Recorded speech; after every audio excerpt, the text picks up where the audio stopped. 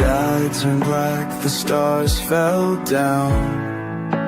United we stand, but we're losing ground. One world beneath the iron fist. Voices silenced, they cease to resist. Echoes of hope in the darkening night. Fading whispers of a long-lost life. Rise up, hear the call to arms. In this storm of chaos we'll find our charms. Together we'll fight through the ashes and dust.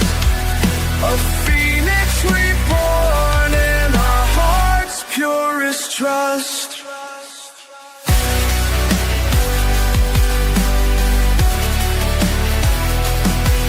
The sirens wail through the desolate towns.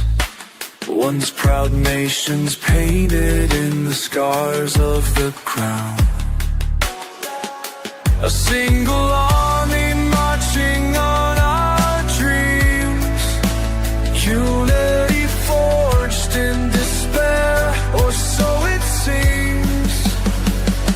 Nothing left but shadows drifting away as the last embers of freedom decay. Rise up, hear the call to arms. In this storm of chaos we'll find our charms. Together we'll fight through the ashes and dust. A phoenix reborn in our hearts' purest trust. One global army, together we stand. In the fall of the world, we'll make our last stand.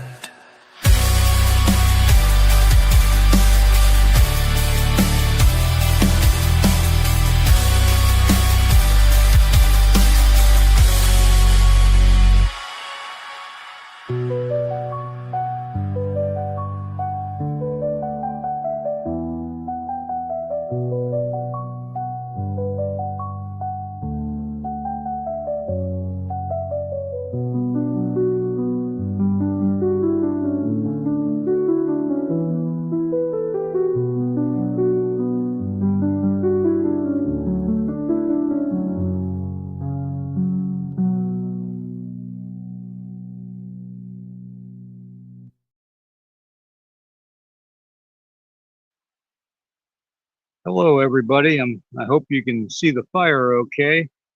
I'm using my cell phone, and I hope you can hear me okay. So if you can, just give me a shout out in the chat and let me know that my audio is okay and the picture's okay. Unfortunately, I can't get much of a picture of anything else out here because it is dark out. I mean, it is like Scooby-Doo kind of a dark night tonight. So my son was out here earlier, about an hour ago, just a little bit before it got too dark, and said that he had a really bad feeling out here. And as soon as I came out, I actually, got the fire going, and I came out, and within the time frame that I lit the fire, there was this loud crashing back in the tree line, like something was literally plowing trees over just to either get closer to where I'm at or to get further away. So I'm guessing it went further away, but God knows what it was. Let me check the chat here real quick. Okay.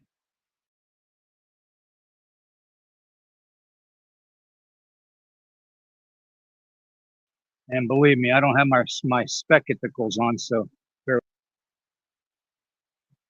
Let's see here. Corey, good to see you. Bounty, good to see you. This heifer, good to see you. Bigfoot dwarf, my brother, good to see you. Okay. Well, we're gonna.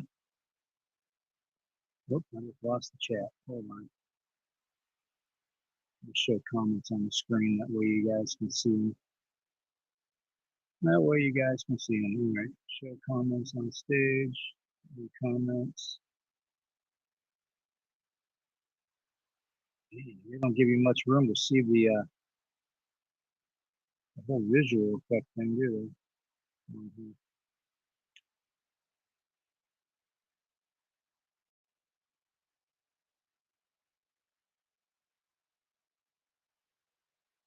All right. Well, I guess I can't see comments, but you guys can see them on the screen. Eric might be coming on. I don't know if he wants to. He could kick in and do the comments for me since I'm on the cell phone out here and I'm getting smoked out already. But yeah, it's really dark, like really dark. I mean, the flashlight that I have is one of the most powerful flashlights I've ever seen, and doesn't do it justice out here. It really doesn't. Not tonight, at least. But I wanted to do this out here for a little bit and see if I can hear that scream and that growl again that we heard when I released that little short clip. And I heard it. I didn't hear it as it happened, but I did hear it, and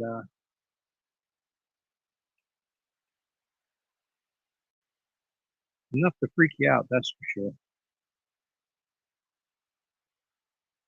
Anyways, I'm gonna try and keep this fire going as bright as I can, guys.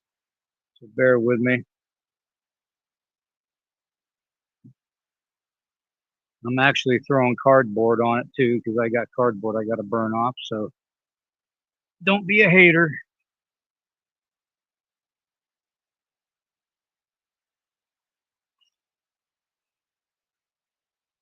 Oh man, I'm getting too old for this shit, guys. I really am.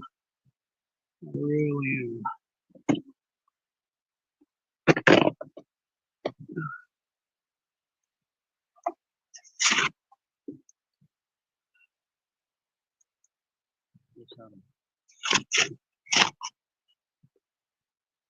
I just want to get it going here and get it nice and bright so I can see a little bit better around me because it is too dang dark right now.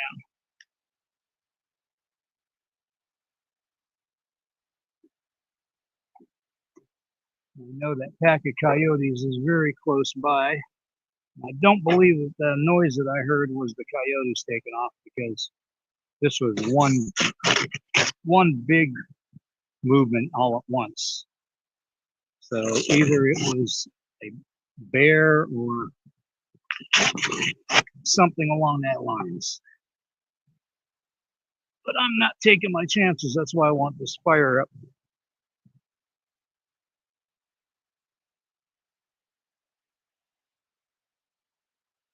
And I'll show you guys how dark it is. All right, there's my shed with the shed solar light on it.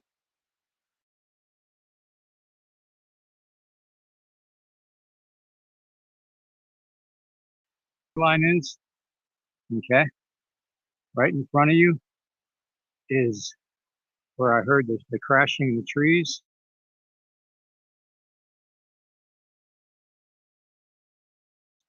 Now I've got the flashlight that I have.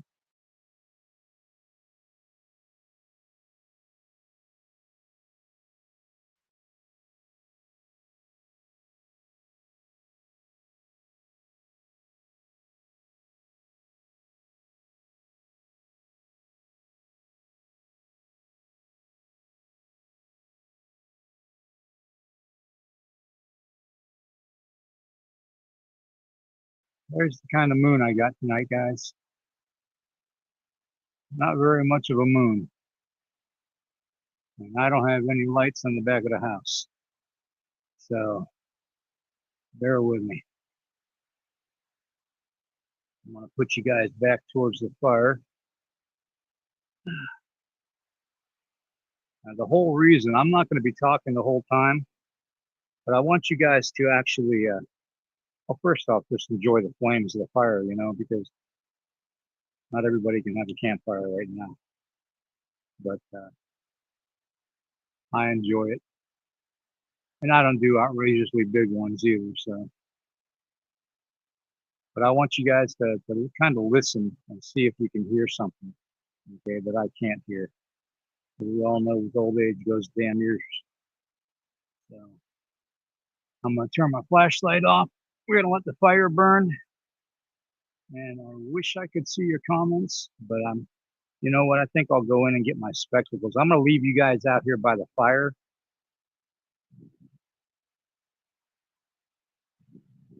Maybe not. Maybe not.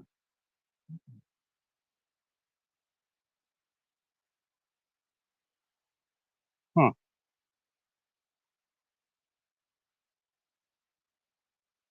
Not that much plane activity tonight.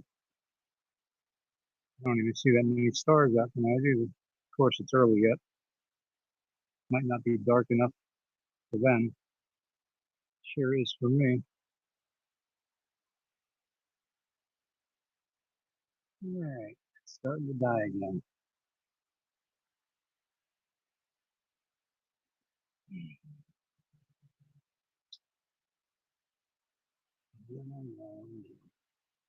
Shouldn't be burning them. Well, you know what? You got excessive amount of trash, and you're old, you're disabled. You do what you can freaking do to survive.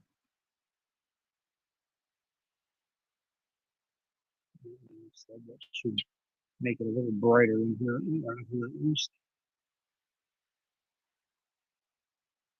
I gotta burn some more of these wooden fixtures too that I've got here.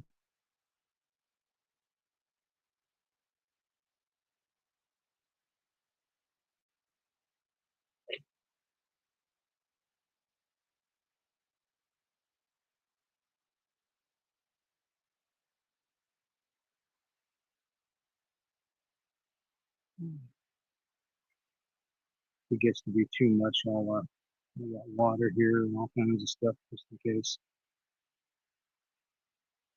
Wish I could see the comments.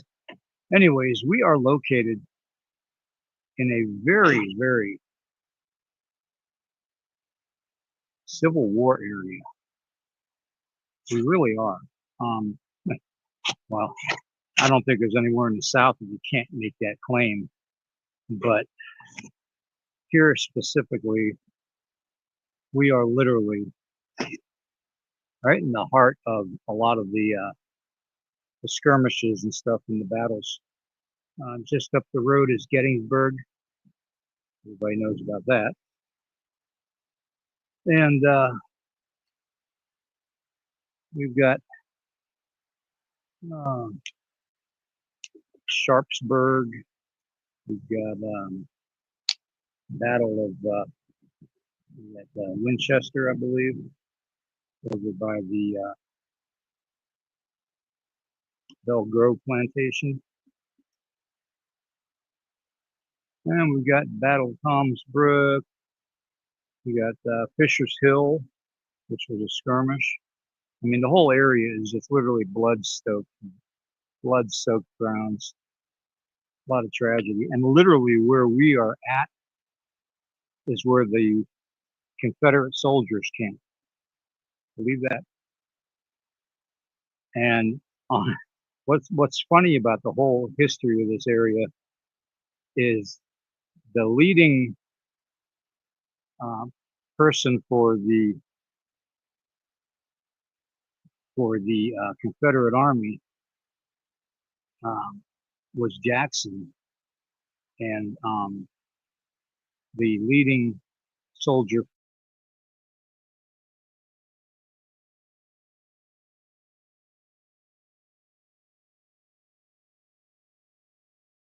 with Custer.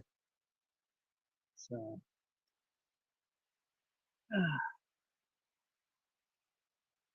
I'm gonna see if I can see some comments on here. Wish I could get that laptop to work out here, but it wouldn't. The Wi-Fi signal wasn't strong enough.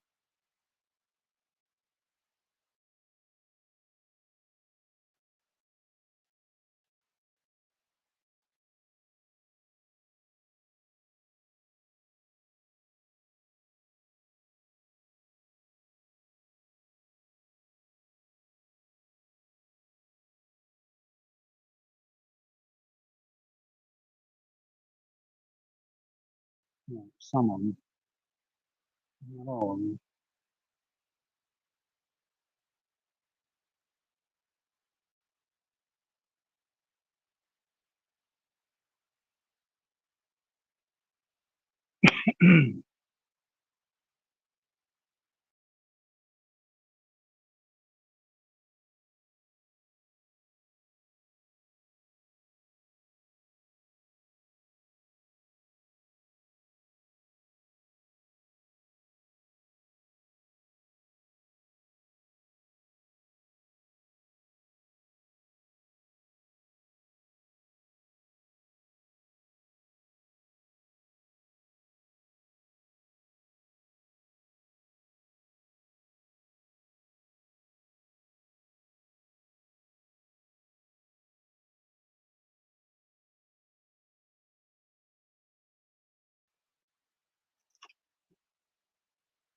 If it'll let me break it.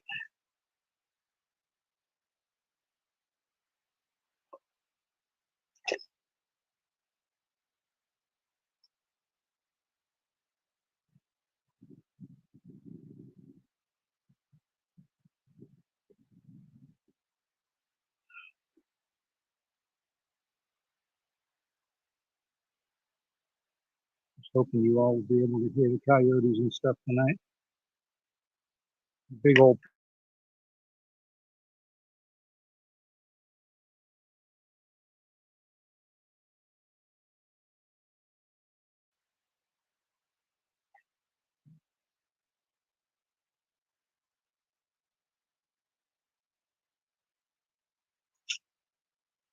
That'll certainly hurt in the morning.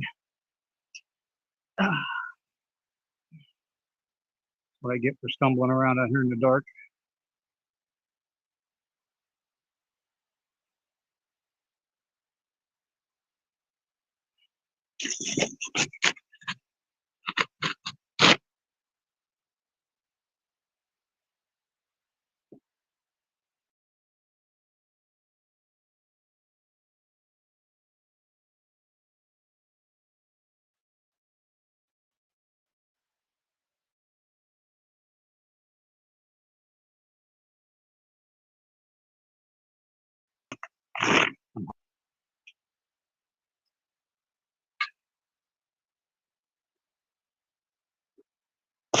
And if I lose the Wi-Fi signal, I don't know if I'm going to be able to pick it back up.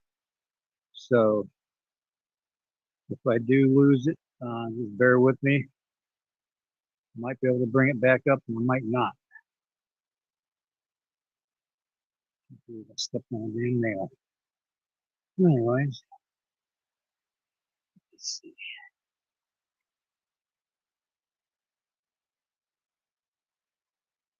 We still got signal. Let's see, we got 19 people.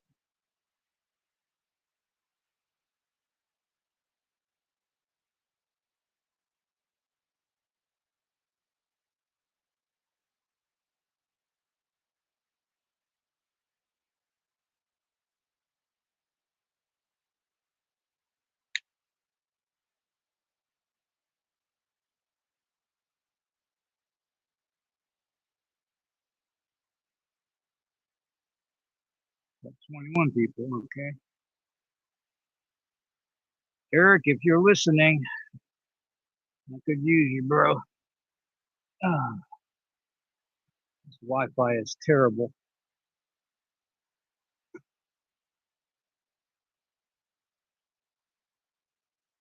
Anything and everything. I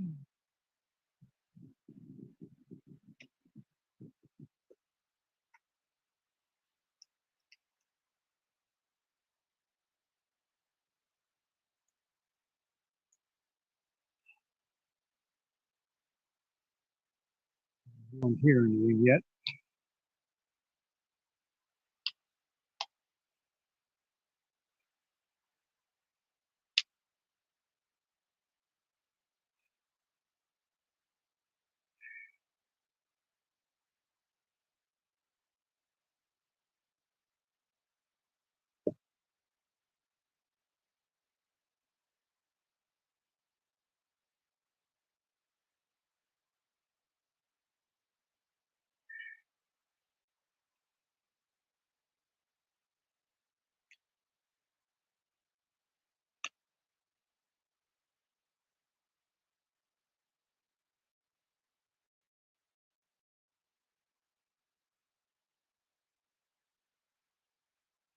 It's not my cane I'm using, by the way.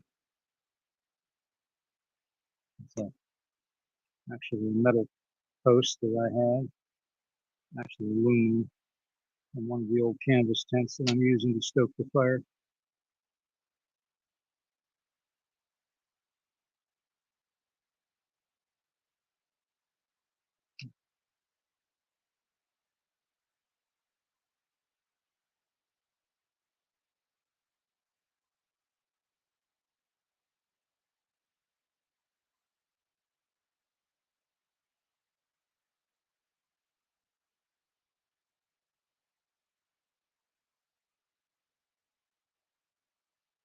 I don't know. It looks like it's actually getting lighter out. That's weird. It's really weird. I'm gonna take you guys over to the chair where I'm sitting down so I can sit down and try to at least see some of the comments. I'll have to get up every now and then to stoke the fire, but this is a big fire.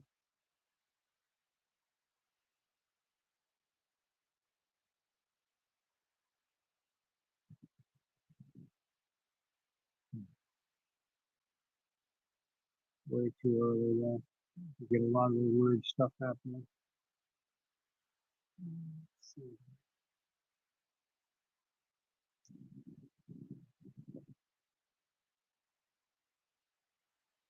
Oh, Marcy's in the chat. Good to see you, Marcy. Oh, Stuart's in the chat. I see she said hello to him. The gap that I have to see the comments on my cell phone on StreamYard, guys, is like not even a half an inch wide. It's so small, it's pitiful. I can't even hit where it says new comments. I can't even push that to actually see them.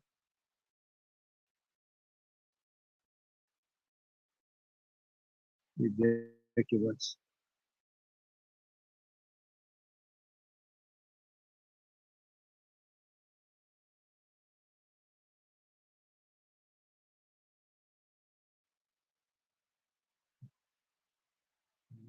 My phone's getting bad.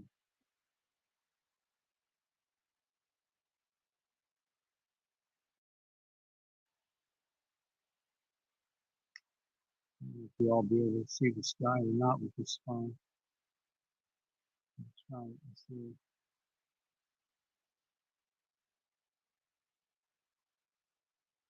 Nope, it just shows black dark it is. Well,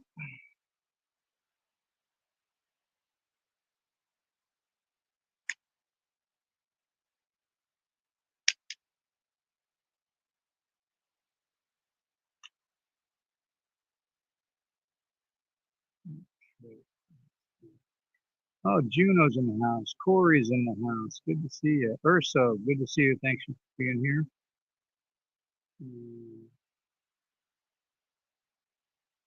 Bounty, good to see you. Kevin, good to see you. Ray, good to see you. Tanya, good to see you. David's there. Anybody got any good ghost stories or Good Civil War stories on real estate. Good to see you. I just now see the new comments.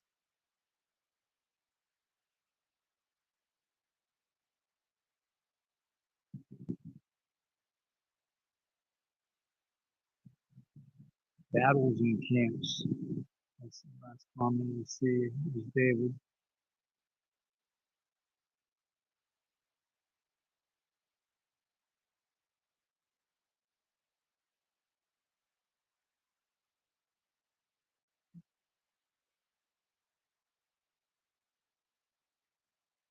There was literally nothing going on tonight on you guys. I thought it was going to be, other than that crashing when I first started the fire, in the tree line, it was nothing. Now it's literally nothing.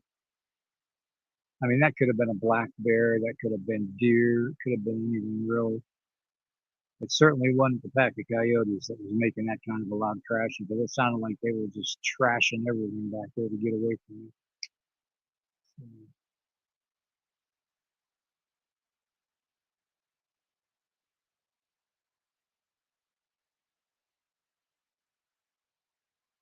I don't know. A lot of weird stuff.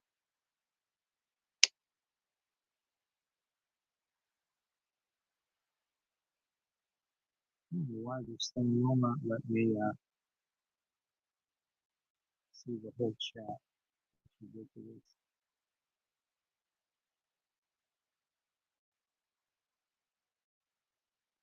Nope, I'm not going to do marshmallows, Ricky. Sorry.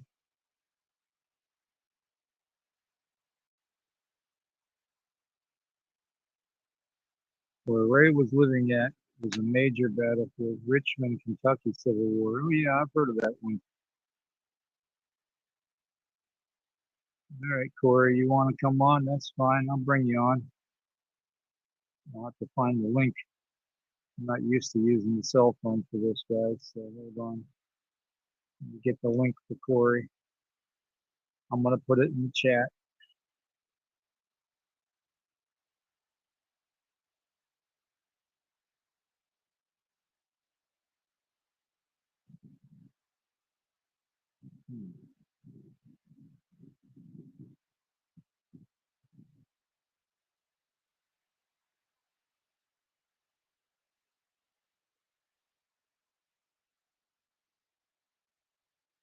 That wasn't as hard as I thought it was, guys.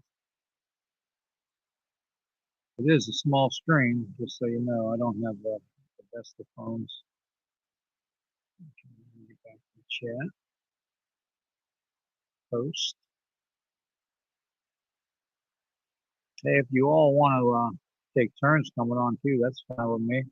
I don't know how well the signal's going to be, but if anybody's got any Civil War stuff they want to talk about, ghost stories and stuff like that happenings. They just had the Gettysburg Battlefield Bash here I think it was last weekend, maybe the weekend before. Oh, thank you so much. I can't even see the name. Oh my God. Um, awesome. Thank you. Greatly appreciated. Can't even see the name though. I'm sorry. The screen is so small.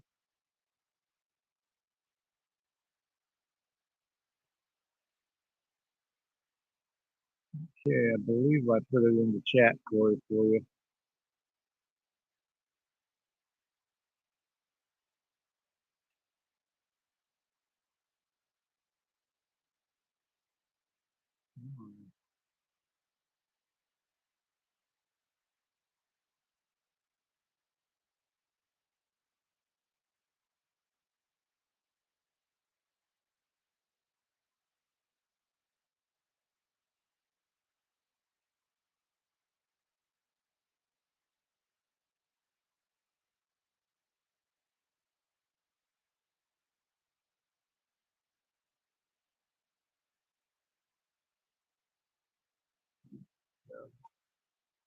I'm trying to do this with the phone and try to keep it on the fire too for you guys to have something to look at. Because if it wasn't for that fire, believe me, it'd be too dark out here. It would literally be too dark out here.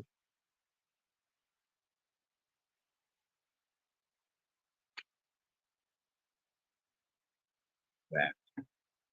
Get up.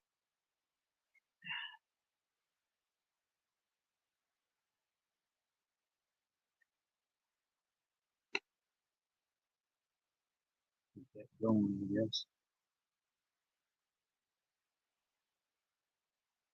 Ooh, I just heard a wood knock, guys. I literally just heard a wood knock. Wood knock. Actually, it came from the same area where I was telling you guys I heard the crashing. Literally just heard a wood knock. I'm gonna walk over here.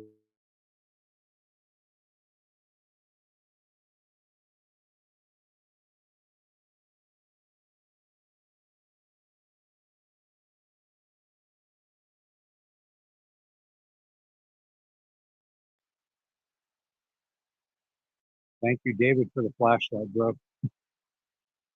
Without this flashlight, I wouldn't be able to see crap.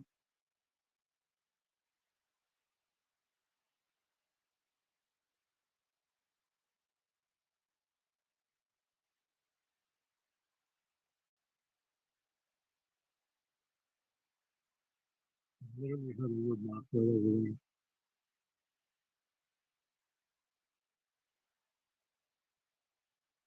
I'm telling you guys, there is so much more to the world around you that you have no idea.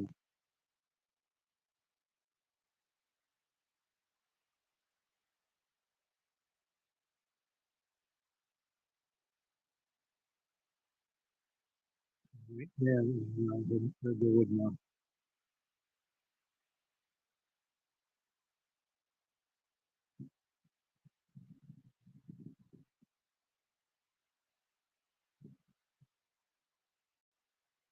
Granted, on the other side of that tree line is railroad tracks, so it could be somebody back there screwing with it, with me or whatever. But I highly doubt it. Bring you guys back to the fire. I highly doubt that would be somebody screwing around.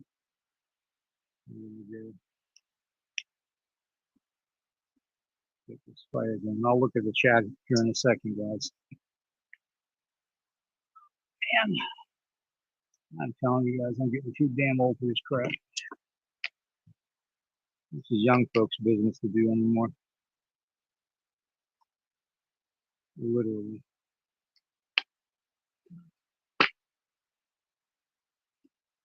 Snap, crackle, pop. And that wasn't my bones. That was the fire.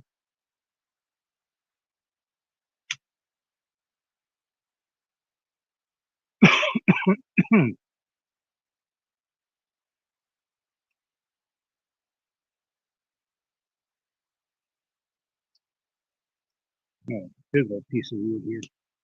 This will probably put the fire out. I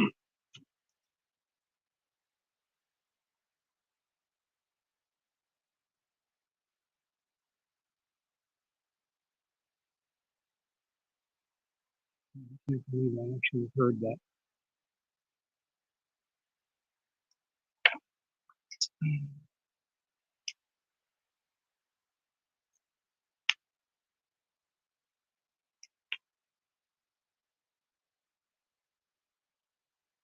Hey, Monisha, good to see you.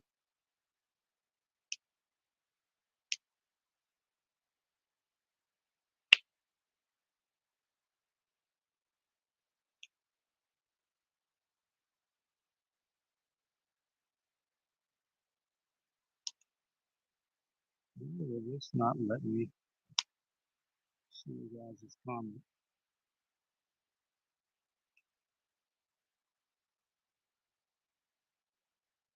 Oh, Camo Dad's in the house. Okay, thank you, Monisha. Didn't know that. Camo Dad, good to have you.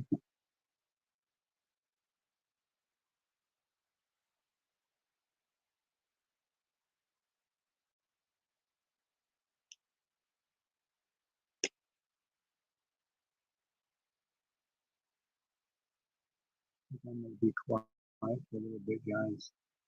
I'm going to have you concentrate on the fire. And I want you guys to use your hearing to see if you can hear, to see if you can hear anything, to hear if you can hear anything. Okay. And I'm going to shut up for about 5 minutes or so because there's definitely something I can intrude on. I don't know what it is. Put you guys back down here.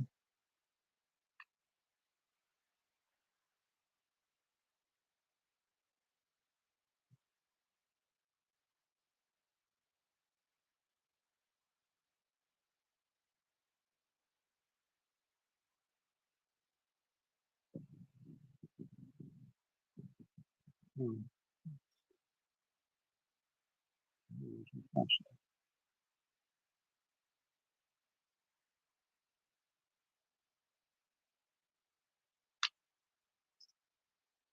Get that going again too. This fire does not like to stay roaring for me very long.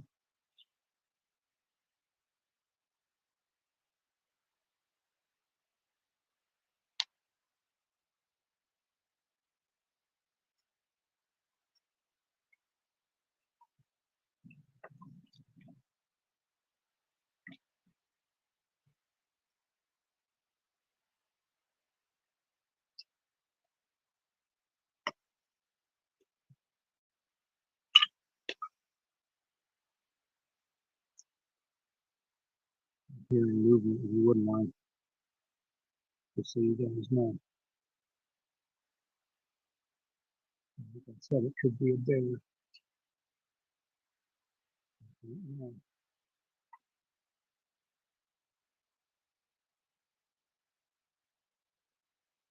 So we'll get this thing stoked up for you guys.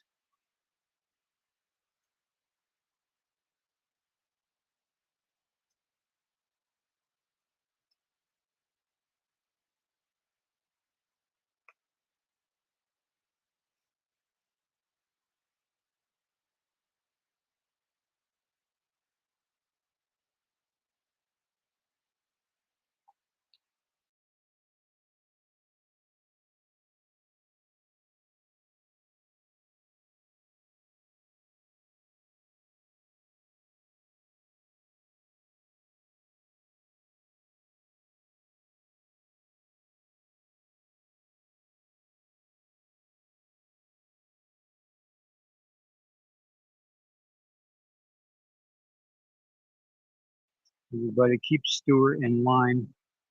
He has a tendency to get a little wild in the chats.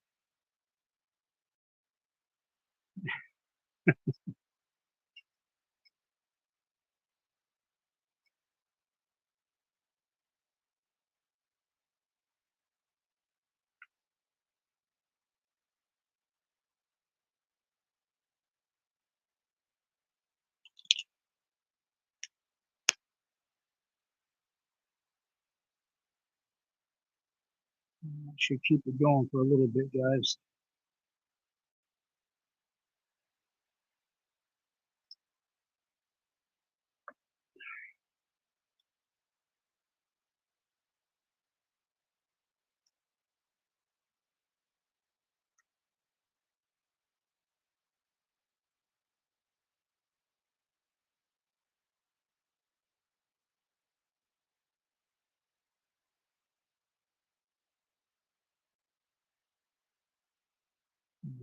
You know what I just thought about? David, I know David's still in the chat. Melissa, I just thought about that big ass mountain lion that everybody's been seeing around here. Maybe that was the thing making that crashing noise, trying to get up in the trees. Usually they're stealthier than that.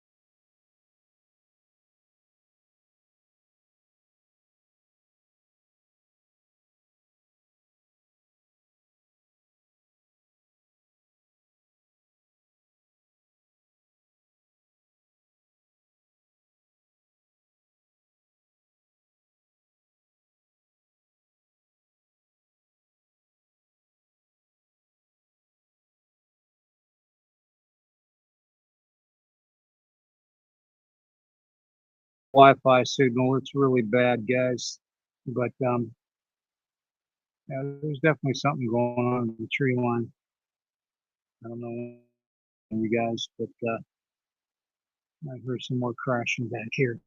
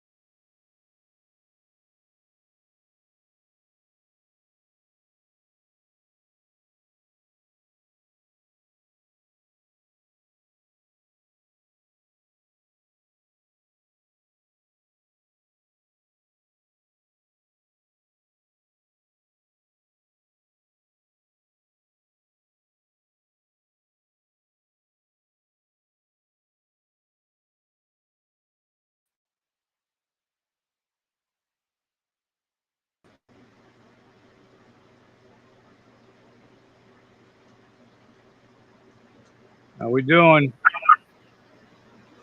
Can you hear me? Yeah, I can hear you. I can hear you now.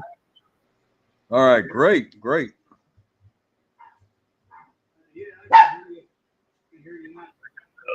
Man. Oh, I'm doing great. Anybody got? Yeah, I can hear you. You've been keeping busy?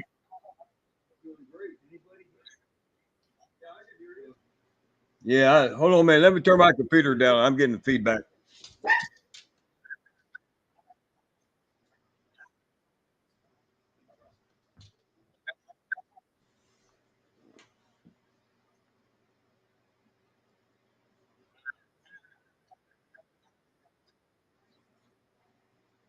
Seems to be a lot of lag.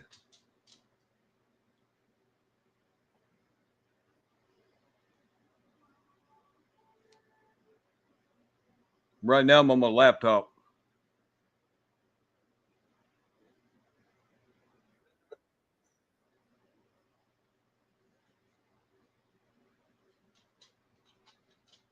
And I don't see the chat window on my laptop. I do on the computer, but not on the laptop.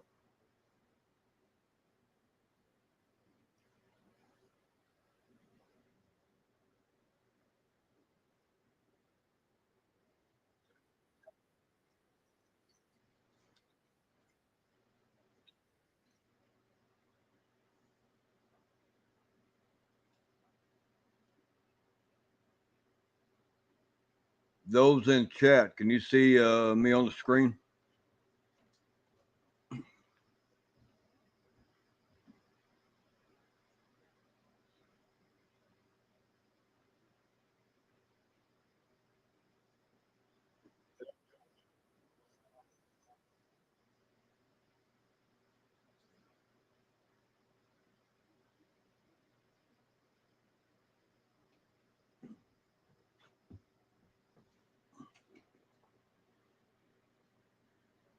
Let me bring my phone up.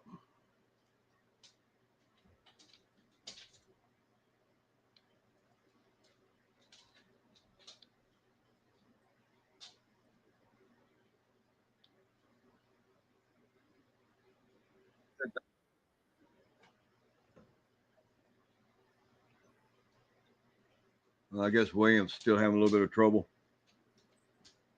David, you there? You and Melissa? Melissa's in the other room. Chat. Can you see Okay. me on the screen? Okay. I can see you now. All right. A very small picture, but I can see you. Just me for the moment. Okay. All right. But there is a lot of lag. Yeah, it's the Wi-Fi. It's terrible with this phone. I have to use the Wi-Fi on it though, unfortunately. Well, with the moon actually coming up further, David, I can see farther out into the field without the use of the flashlight. But I got to tell you, that flashlight saved my ass a couple times out here at night.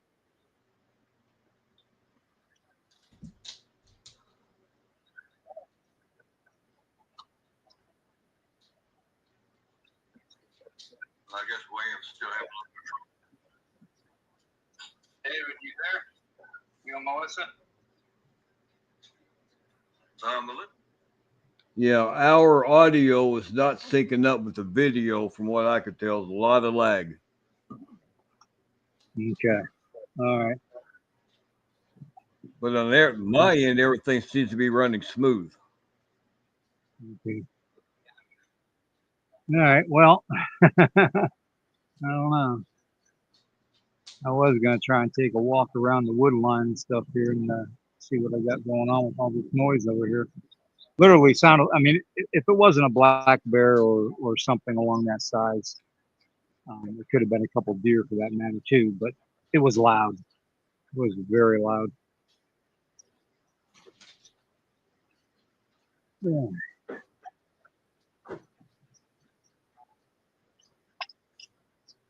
Get this fire stoked again, guys. Sorry, I'm talking too much.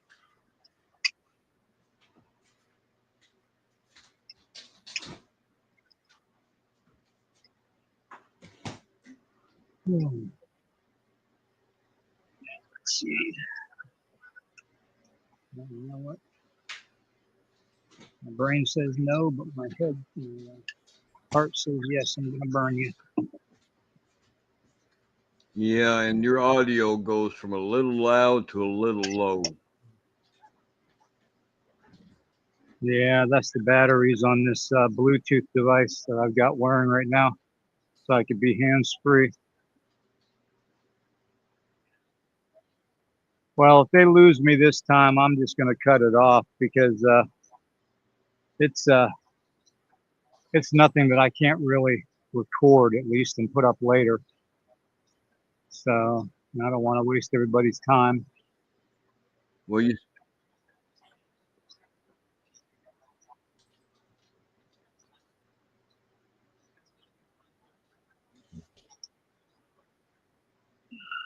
we seem to be responding in real time, but it takes a few seconds for it to come over the laptop and the computer. It's like we're talking over each other at that time. Can you hear me now? Yeah, I can hear you.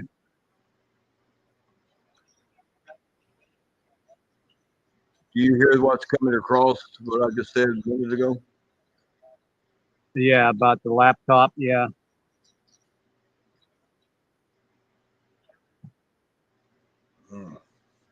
this is weird how it's working out. I talk and I don't hear myself for about maybe 15 seconds later. Well, think about all the times you guys have been on ghost hunts and what happens when your electronic devices get messed with.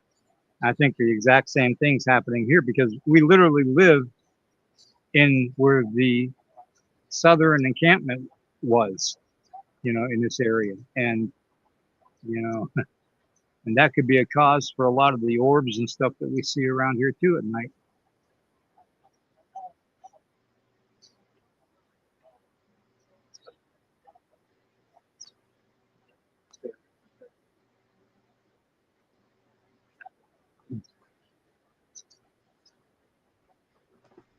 I'm curious about what the chat is hearing. Do they hear us one time, or do they hear us come across twice saying the same thing?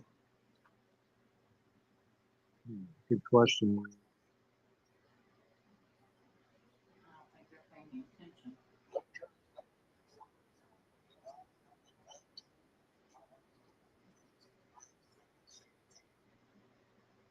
We heard one time. One time. Yeah, the Wi-Fi signal is real bad, David. That's what it is.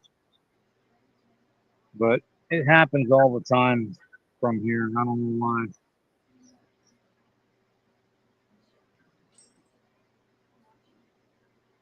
It's the quietest jet I've ever seen.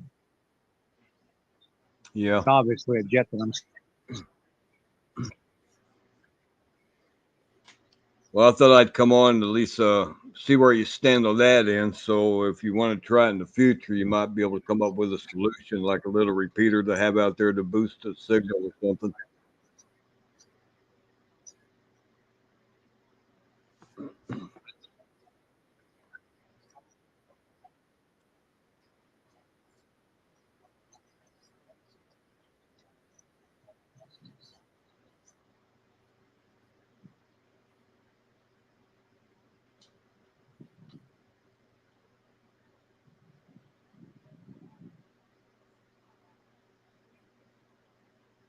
You still there? Yeah, I'm here. Okay. I'm here. I'm just sitting here being quiet.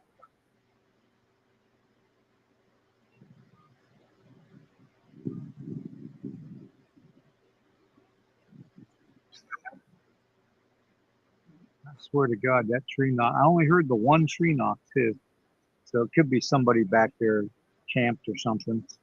Yeah, I'm getting a double feedback. But we listened to your audio earlier that you told me about, and at the beginning of it, we did hear that weird noise come across. Exactly, and that's the kind of noises we hear all the time out here. It's like almost like a scream with a growl on it,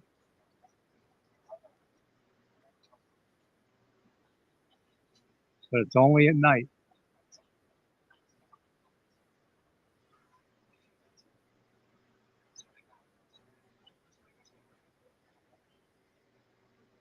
Yeah, but when you caught it on recording, you didn't hear it at that time, did you? Well, I was so busy with the fire and stuff, I don't recall ever Yeah. hearing it. That's the thing. Or if you're not used to hearing stuff like that, it'd give you goosebumps.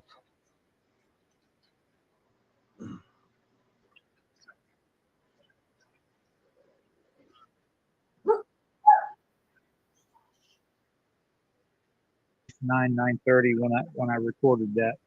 It was, so almost about the same time as it is now. I think it's like 10:30 on the East Coast here now, or something like that. But yeah,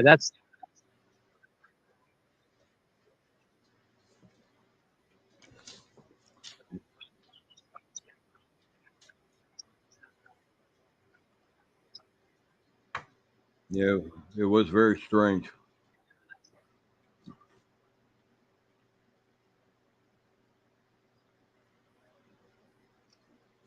I think you froze up again.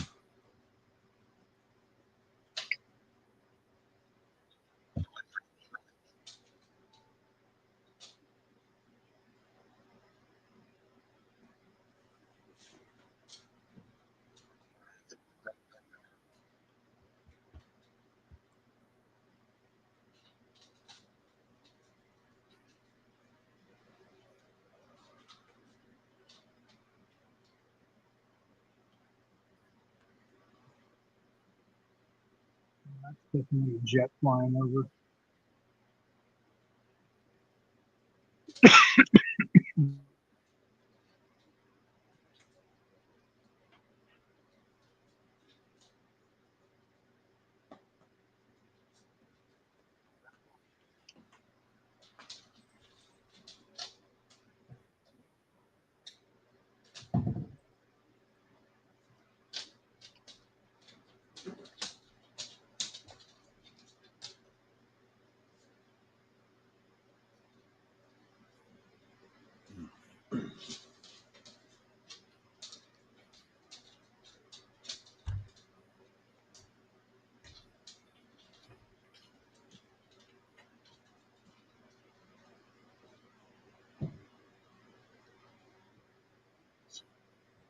where it's going to be.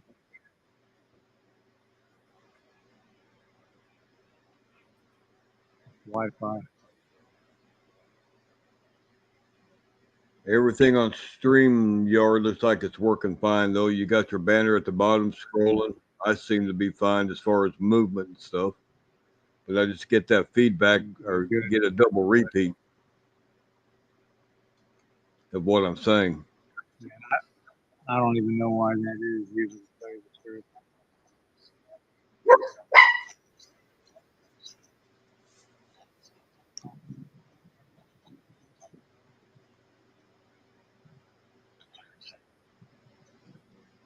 Now I'm not hearing nothing.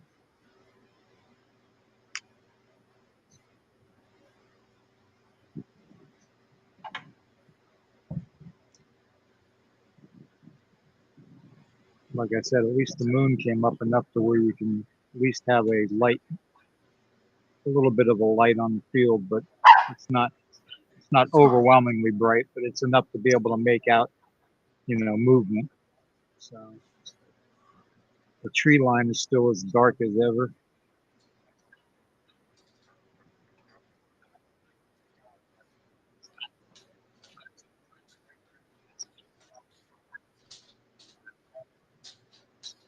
I'm not big on wood knocks, but I'm half tempted to go try one.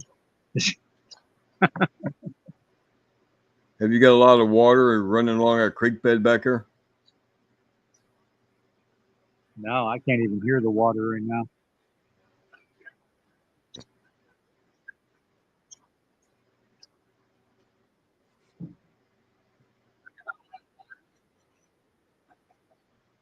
There is something walking around back there, David. I just heard something. I'm going to turn the phone towards the field where I'm hearing the noise at, and hopefully with that moonlight a little bit will show up a little better. Just take you guys with me.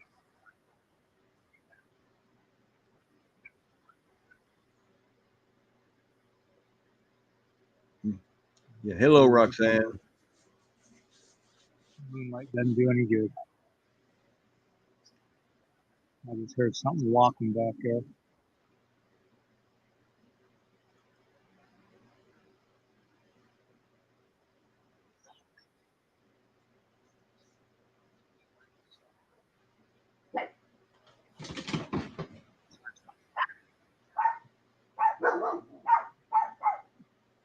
Like I said, it very well could be somebody transient walking along the railroad tracks. But I don't see how they would be able to, without a flashlight, maneuver over those trestles and stuff that's over here, because there's a trestle bridge right here, about 25 feet high. And then about another mile down the tracks is a huge trestle that's about 100 feet off the ground. So these tracks are old and broken down, so you'd have to be pretty damn sure-footed in order to walk back there without a flashlight, because I'm not seeing any lights whatsoever except mine.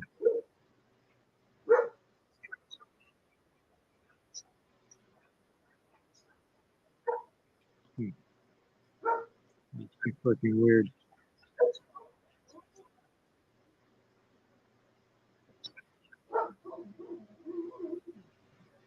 Get that moon up a little higher, a little brighter. Going back where it was.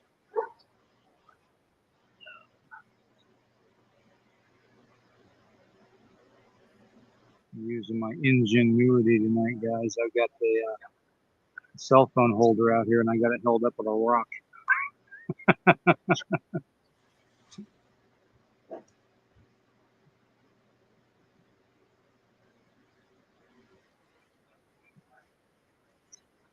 Okay.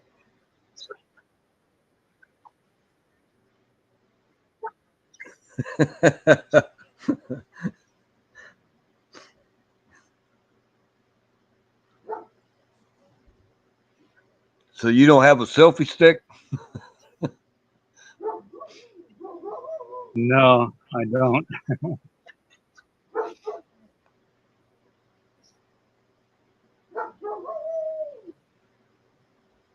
Fire's going out. Let me fix this up again.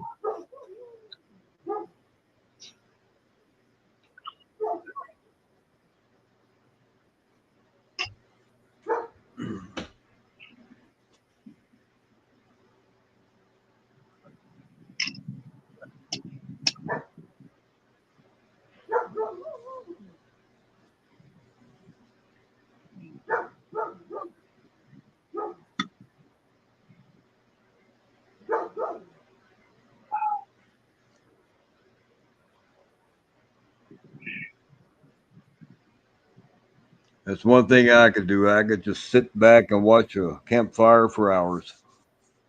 Yeah, I know. It's relaxing to me too. Sometimes I just can't get out and do it, if you know what I mean. That's why I want to get out there with you guys and the ECBRO and Daniel and everybody, but I'd have to be able to get there first off. That's the one thing that I don't have is transportation right now. So everything's dependent upon the bus system here, which isn't that great. Yeah.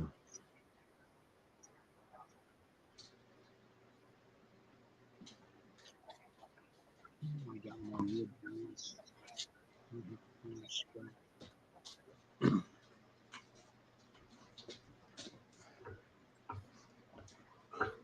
Stupid me, I stepped on a damn nail earlier.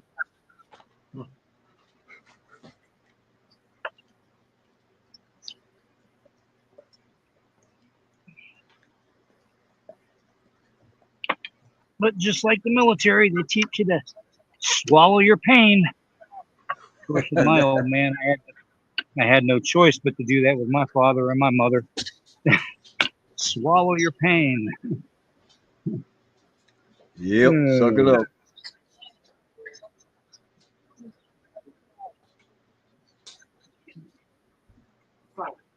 Damn, when I build stuff out of wood, man, I may be old, but I'll be damned if it's held to tear apart.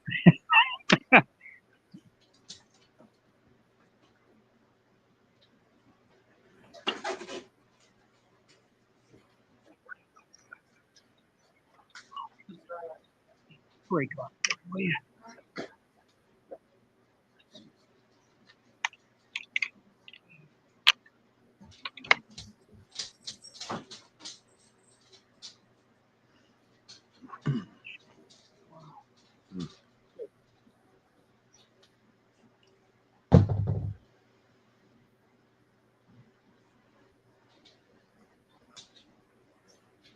Still no eyes shine.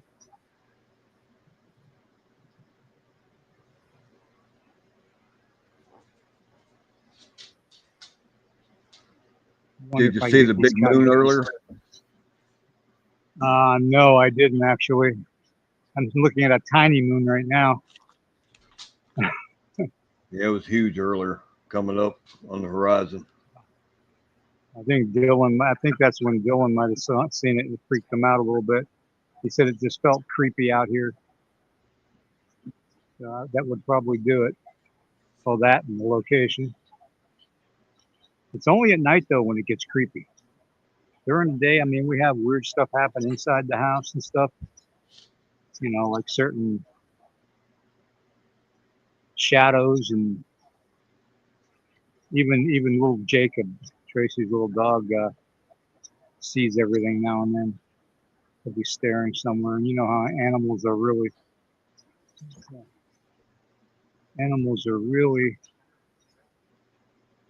good instruments when it comes to the paranormal.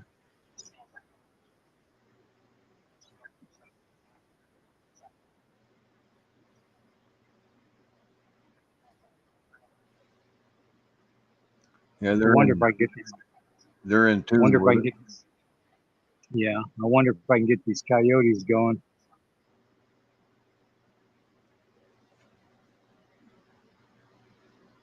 I think I'm going to try.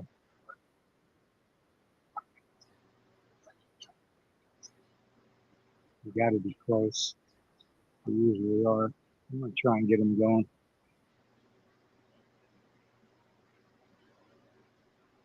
Woo, woo, woo, woo, woo.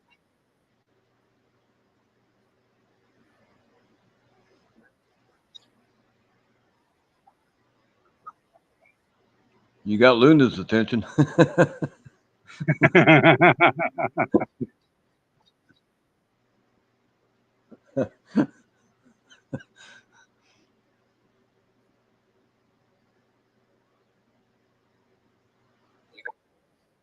No, not a coyote. Now that's odd. Because last night they were out in full force, big old pack of them, and they were right in the tree line too, like not even 100 feet from us.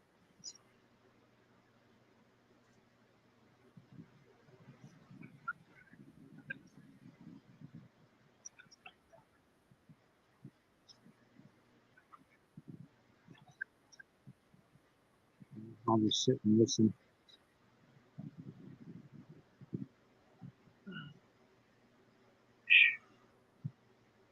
The Wi-Fi signal seems to be getting a little stronger now.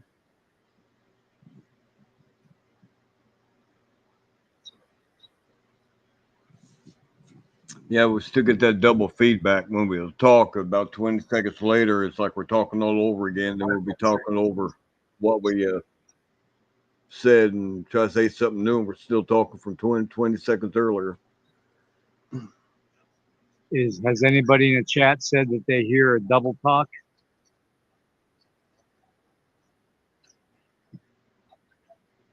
I'm not sure. I got a small chat window that I could see, but it's hard to keep up with.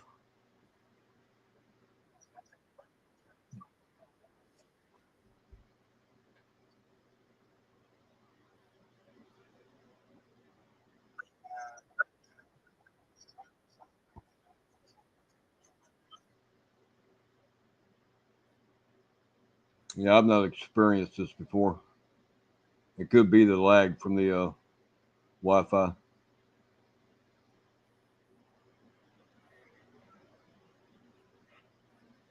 Some going off and on.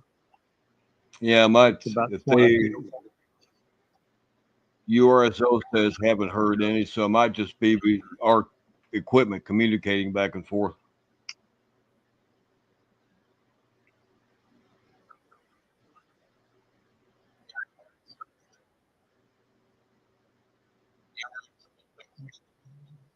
This is too.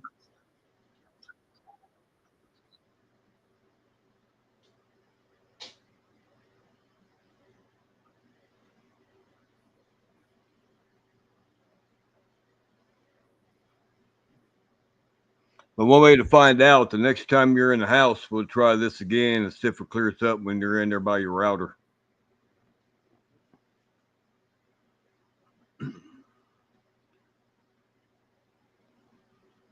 I think we lost them again. No, I'm still here. I can hear you.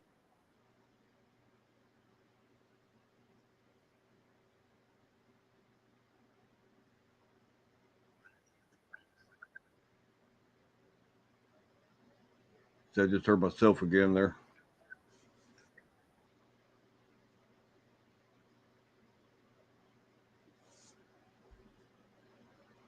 Figures all this happened.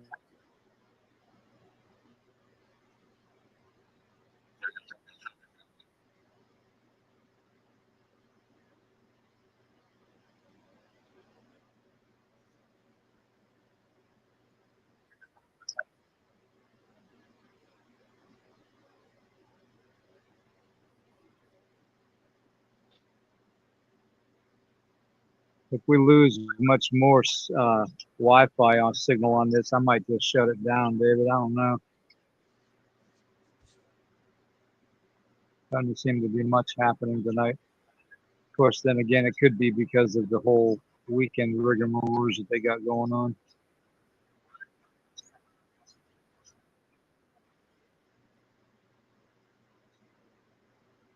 Yeah, I just heard you twice then again.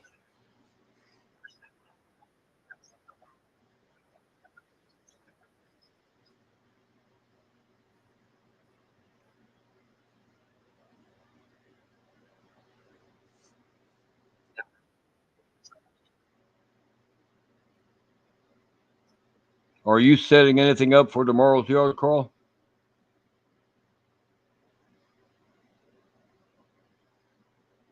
I think we just lost him again.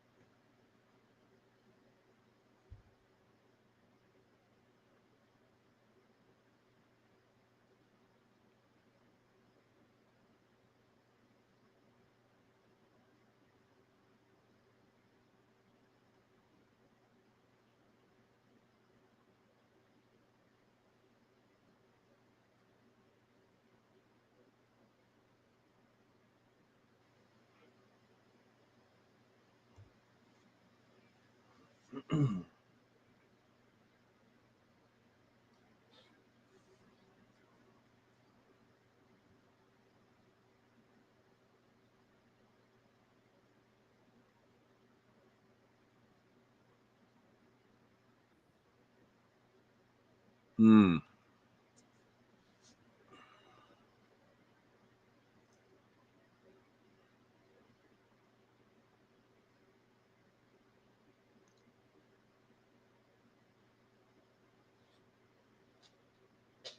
Yeah, I see Eric. Looks like Eric might be on here now.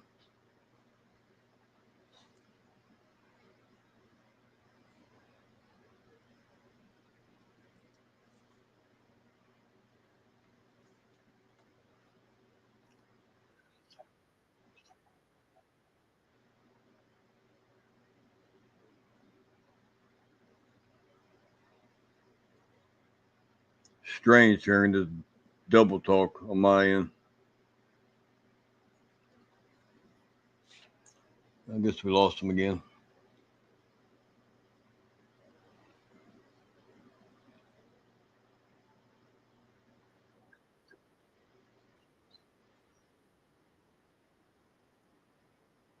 Yeah, we thought it started at 11 too, but we got home around 5 minutes to 10, and it was started at that time. So,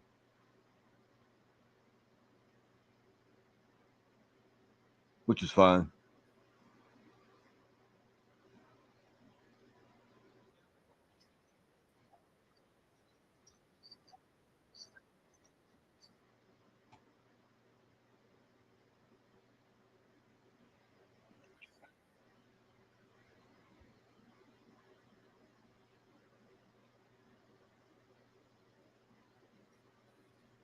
Facebook is still 11 on ours, I'm unless I misread it. Could have.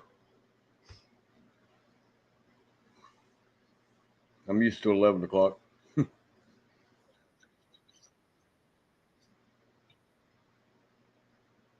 back on, and I'll discuss what was going on out here. So I'll I just think with this signal problem, it's just going to be an ongoing thing, guys, and I don't want to put everybody through this. Yeah, So, Eric just came on too. oh, he did. Okay, well, if Eric, if you can come on, I'll just leave the phone at the fire, and maybe you and David can answer some of the questions and stuff. And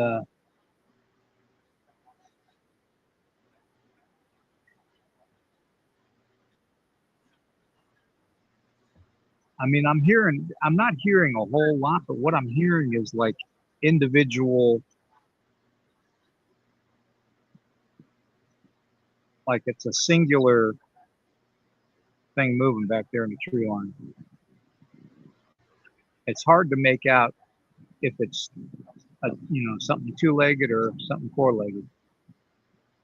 It's just crash, crash, crash is all I'm hearing.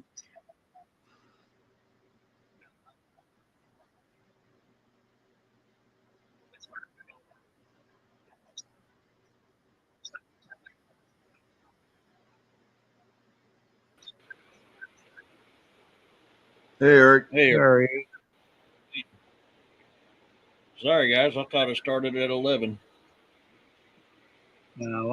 I started it early today because I had that recording that I did, a short recording. We heard some scream growls on it and the other night, last night, and I wanted to see if I could pick up anything tonight. So that's why I got the fire going. Heck yeah. Yeah, I started a new position at work, and then last night at Lodge, I got told I'm now going to be the master of the lodge again. So I was like, okay. Wasn't planning on that, but okay. Eric, are you getting a double feedback when you talk? No, I'm not.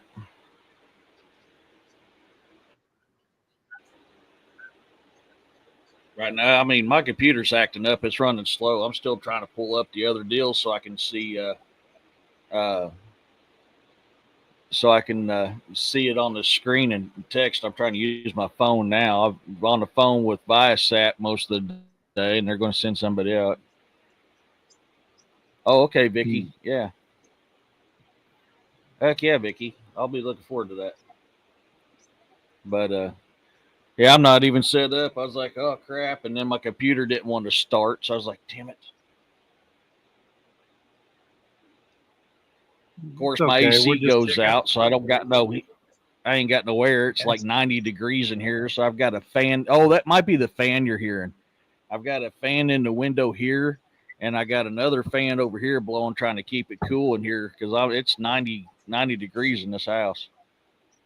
One thing I found out too, David, is that when you have Facebook open at the same time as StreamYard, you'll get a double feedback.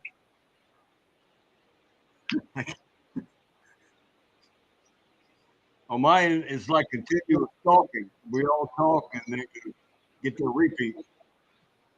Huh. Now, Facebook is not open. I went through the link on the chat itself.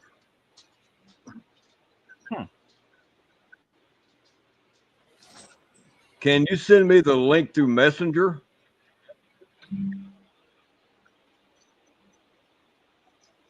Eric, can you send him the link through Messenger, or do I have to do that? Because I'm on my cell phone. I can try. And then if I can get this other deal to load up, I can send it. I'm waiting on my other deal to load up. Okay, they moved it around. There it is. Because I opened the link through the chat itself on YouTube. If I can do it through Messenger, I'll log off and do it through Messenger through Facebook and see if that clears it up. Okay, yeah, give me a second here. Okay, Roxanne, I'll check it out when I can. As soon as this other site loads up, then I can try to load up Facebook and send it to you on Messenger. Oh, here it's talking.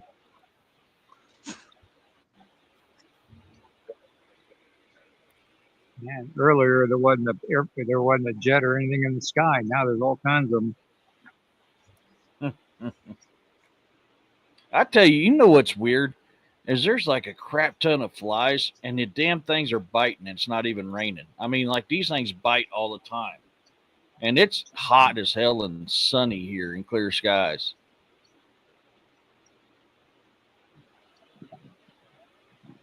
It hasn't been overly hot here this past couple days. Yeah. Why? Stupid computer, stupid internet. Come on. And my phone's at like 56%, guys, just so you know. So if I All cut right. out, I'm gonna probably have to go inside or something, which I really can't do because I don't want to leave the fire unattended. But I'm gonna put the phone down Yeah. on the holder so you guys can watch the fire, and I'm gonna take a walk around, see what I can find. Okay.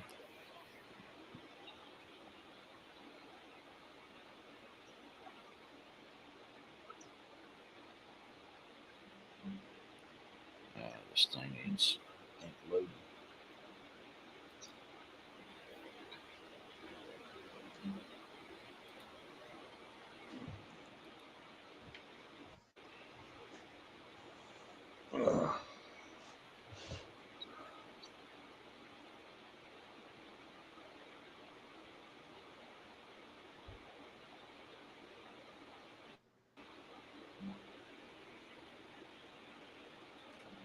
Oh, it's starting to show live. So we're talking Civil War and paranormal, are we?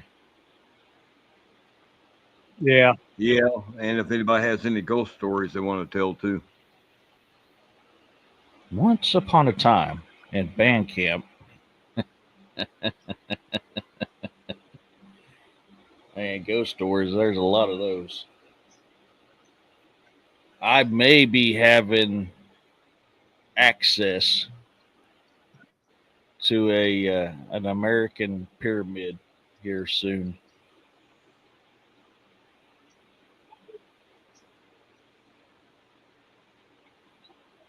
I'm not. Oh, it's working. Okay. Well, I just thought it was working.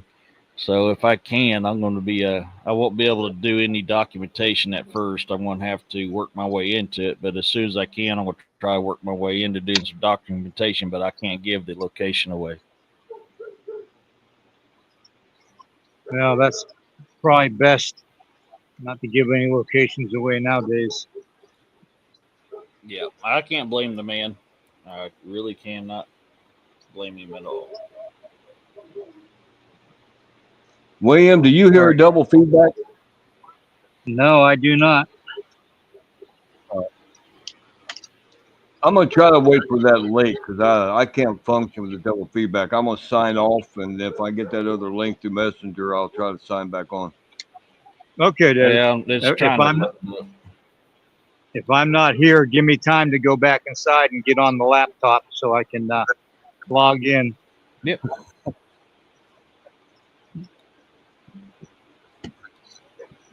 Yeah. What's your last name again, David? I forgot.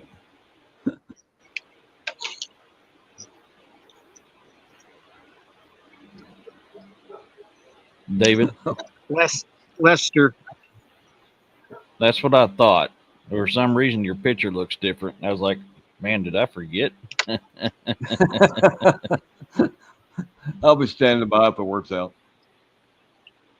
Yeah, I'm waiting on the messenger side to load.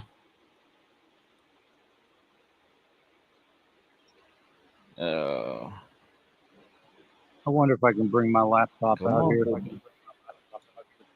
Should be able to, as long as you can hook to Wi-Fi out there. Yeah, but that Wi-Fi is the problem. Mm-hmm. Unless you got mobile hotspot on your phone.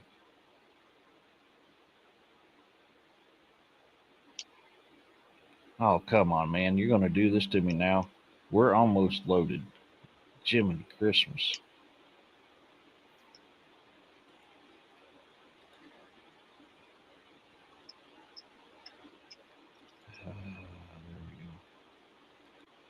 That's fire. Okay, it's sent. David, if you're listening, it is sent. It should be on your messenger.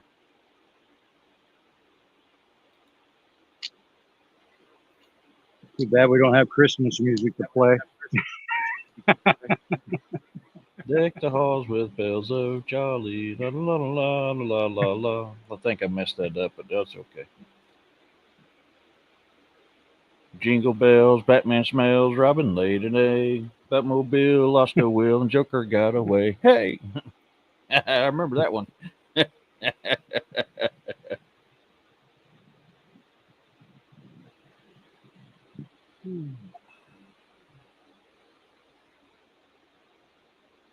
Man, What's I've said this Gemini? term Oh, earlier Gemini today. is that new age. What's that, bro? I said this term. I said the term earlier today that it was so creepy out here that it's almost like Scooby Doo creepy. Oh, wow. Okay. Now I ain't got to use my phone. I did. Been trying to do some research, but my computer's slow on some very interesting topics for Sunday. Oh, really? What are you getting into? One of them, well, did you know humans glow? I thought that was only after sex.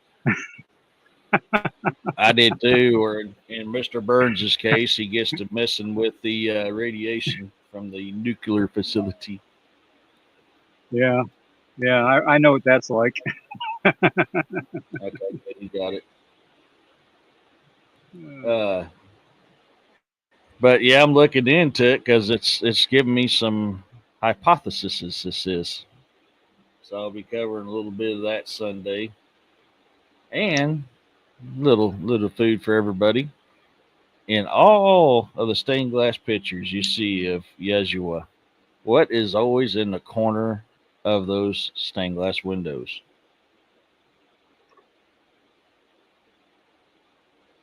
It's something that didn't exist back in that era or back in his time frame, supposedly. A dinosaur. Nope. I'm I'll teasing. give you a hint. It Oh, has to do with Mesoamerica.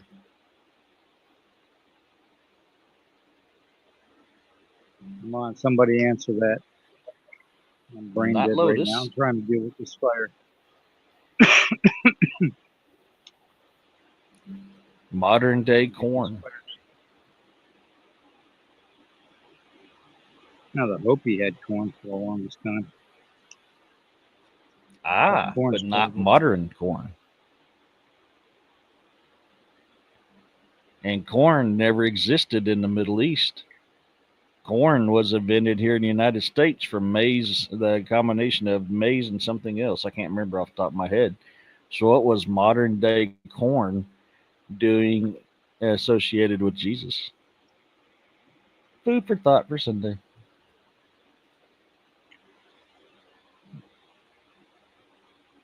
Maybe he just wanted to enrich his life with corn. Yeah, because back then it was maize, and maize was only found here in the United States as well. And we had some topics, True. you and I, on a certain little place being not where people thought it was, and time frames being different as well. True. That is interesting. You can't digest corn very well. Well, we'll talk about it Sunday. But yeah, Urso, you're hitting on something pretty good.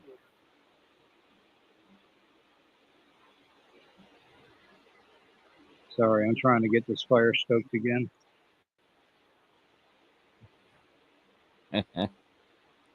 No worries.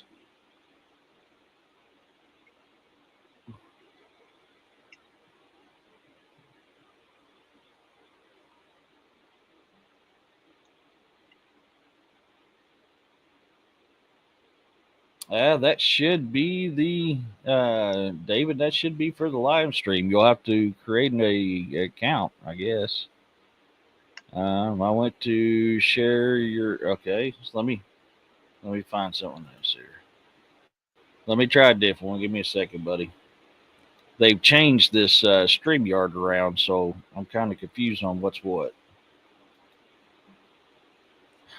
I think they're going to get another complaint session from me. Yeah. If you ain't upsetting somebody, you're not doing something right.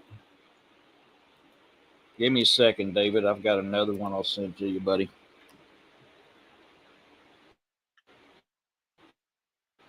Okay. I'll try this again. Like I said, I'm trying to relearn the StreamYard deal. It's a little different from what it used to be.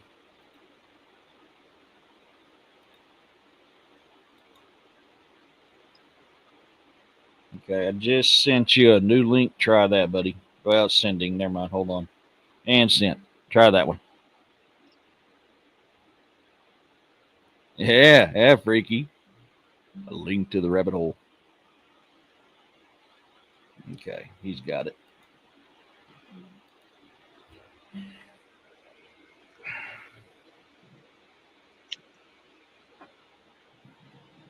I've been running around taking care of business today, trying to figure out how to come up with $1,200 for a down payment on another vehicle so I can have something running. And trying to Seems get to my be AC system cleaned out so it'll bulk load again. But because it's a lot it's blowing hot in the house. a lot of people are having problems with their ACs and with vehicles too. That's kind of odd how everybody's having that problem all at once. Yeah. What's sad is the hottest part of the year so far, thing worked great. It gets into the 80s and it stops working. There's David. Hola, ¿cómo estás? Can you hear me now? Oh yeah, a lot Roger, better. Roger.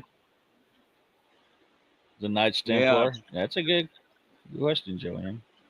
Yeah, apparently that link through YouTube was the problem, but the link through Facebook that you just sent cleared it up. Interesting. Yeah, it is very interesting. Very, very, very. Well, just my call. Yeah, Roxanne, that's why I'm worried. I've got $130 last me for 2 weeks. That's gas and stuff like that, so I can't afford another window unit. Shoot, man, I got a brand new one sitting here. I'm not even using. You could have if I could get it to you. Yeah. Yeah, I'm like, oh my God, dude. I mean, I couldn't hardly do stuff when I got home today. I literally, the only cool air I got's in my bedroom. So I just locked myself in there and shut the door because I was like, I was burning up. I went outside, took the garden hose, and was spraying out my AC unit, trying to get it cleaned out, thinking that it was dirty and the condenser was freezing up or something. And so I'd shut it off for a while, let it melt, went out there, sprayed it off, and it still ain't working. Wow.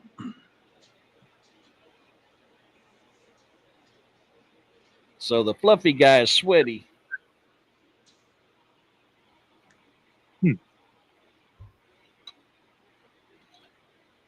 So, David, did you know that humans glow? Yeah. After I have a few shots of spirits, I know I glow a little bit. It says here, yes, humans do glow, but the light they emit is extremely faint, not visible to the naked eye.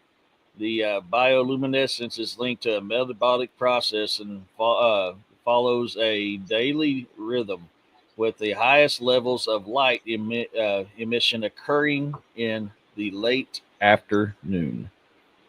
So we're going to do some hypothesis Sunday on my show. I was going to say, who came up with that? I never thought of that before.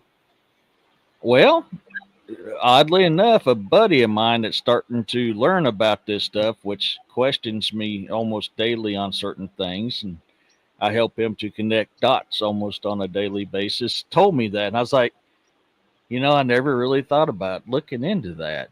That never really dawned on me too. So me and my odd brain and how it works, well, I got to thinking. Well, I got to finding out certain things. So Sunday we'll be covering that on the bizarre and the unknown. Interesting. May lead to a new theory on certain things. I can't keep up. Whoa. From one topic to the next. Well, I don't see how you all do it like this. Holy mackerel. Well, it gets your brain scrambled every now and then, that's for sure. All the time for me. But I tried to keep up. Well, Don, I thought so too. That's why I cleaned them out, and it still ain't working. This stupid computer.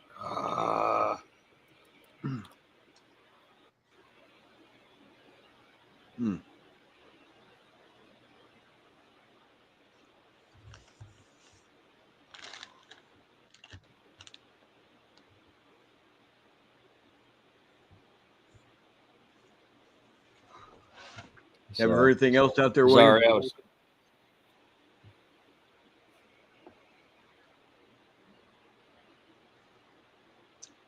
He may have went Did to he his hear me? laptop. No, I there. can hear you. I can hear you. I'm just stepping farther away from the fire. I love watching a fire. Yeah, that's why I've got I'm my a phone fan. on. I can Yeah. sit for hours and just watch the campfire when we're camping, hours on end. I spent part of the day laying on my bed, soaking up the cool air, trying to cool off. And I'm looking at my window, and right outside my window, I can see my glass hummingbird feeder. And I had a female ruby red chest sitting on the cable, just watching me. And then she'd fly out towards the window and watch me, and then fly back to the cable and watch me. And then I watch a male come in. I watch them dance around it.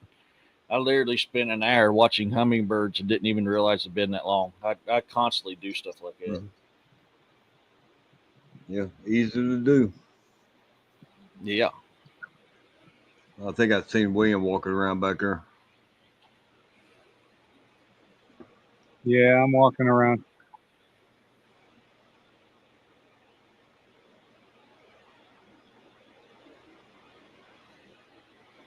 So you said you heard a scream?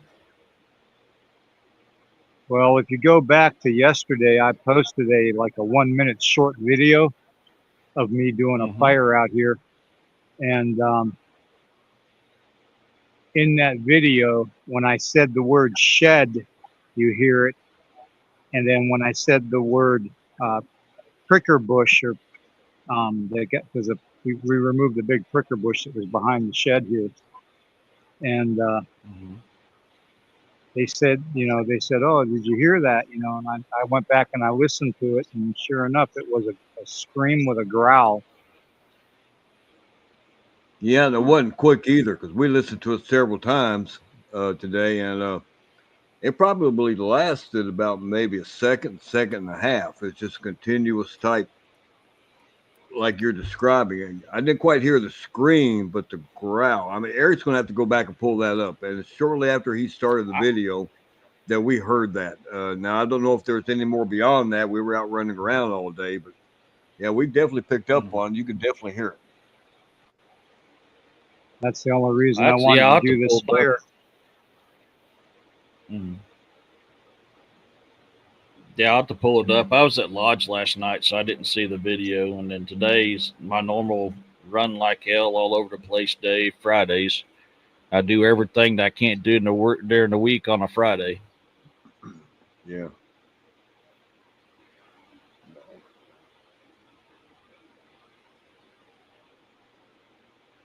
That's I'm not interesting. getting, And I'm scream not with a getting any growl. movement. So that kind of It was rules almost out like a cougar. it was almost like a hissing growl, if I remember correctly. Not like a deep Almost, throated type growl. Almost like almost demonic. yeah. Interesting. Interesting. Well, I knew you said you'd seen Of a course, cougar out there. it wasn't a cougar, man. Trust me. I know what a cougar Yeah, sounds that's what I like. was, No, this sounded yeah, I was like gonna it was say. I right mean, up I close. know.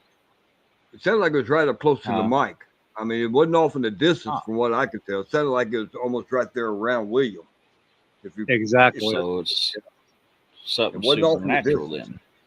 No, it wasn't off in the distance from what I could tell. It was Hmm. like it was right up there around him. Interesting. I've been getting things banging on the house around here when I'm not home. They'll do it every now and then when I'm home, but it seems to be more frequent when I'm not home.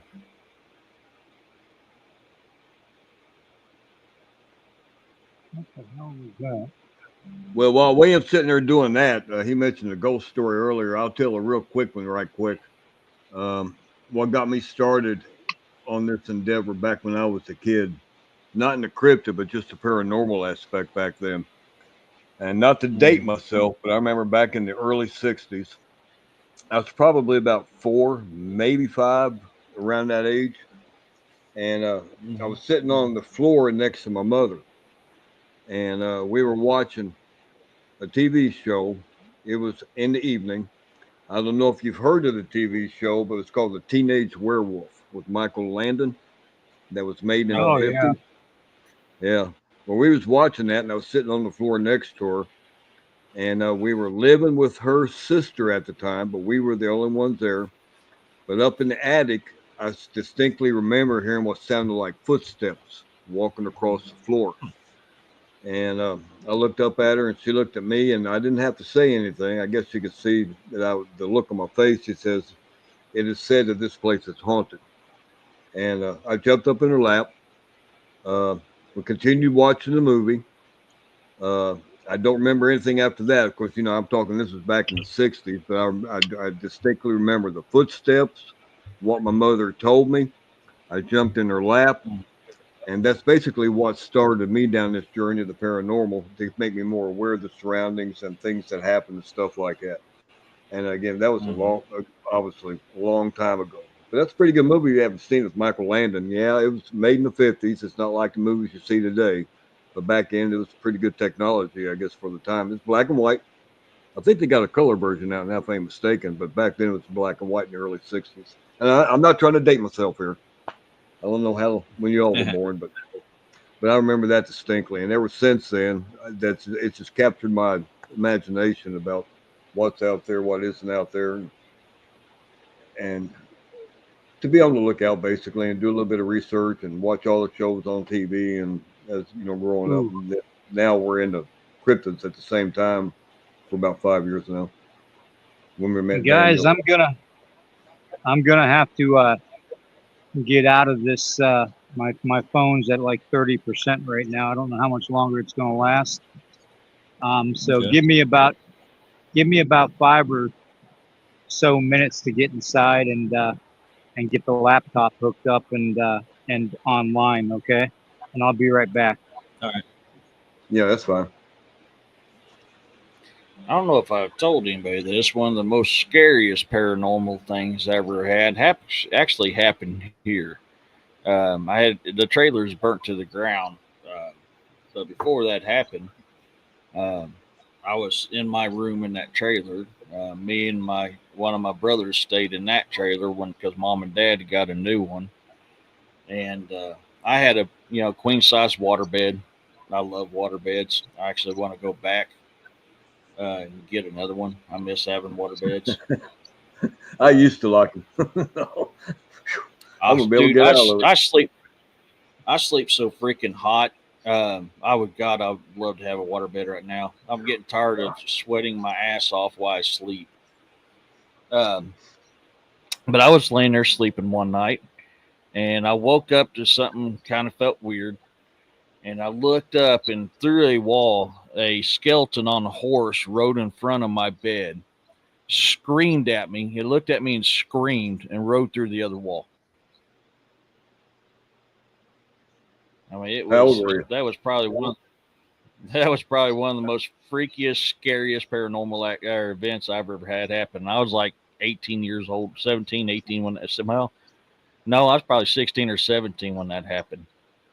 But I woke up because something didn't feel right, and I looked up just in time to see that thing ride in through one wall, look at me, scream at me, and it was riding and right through my other wall. And you don't think it could have been a figment of your imagination? Did you dwell on things like that at the time? Oh yeah, I knew about stuff like that because I've been dealing with it since I was 3 years old. Yeah.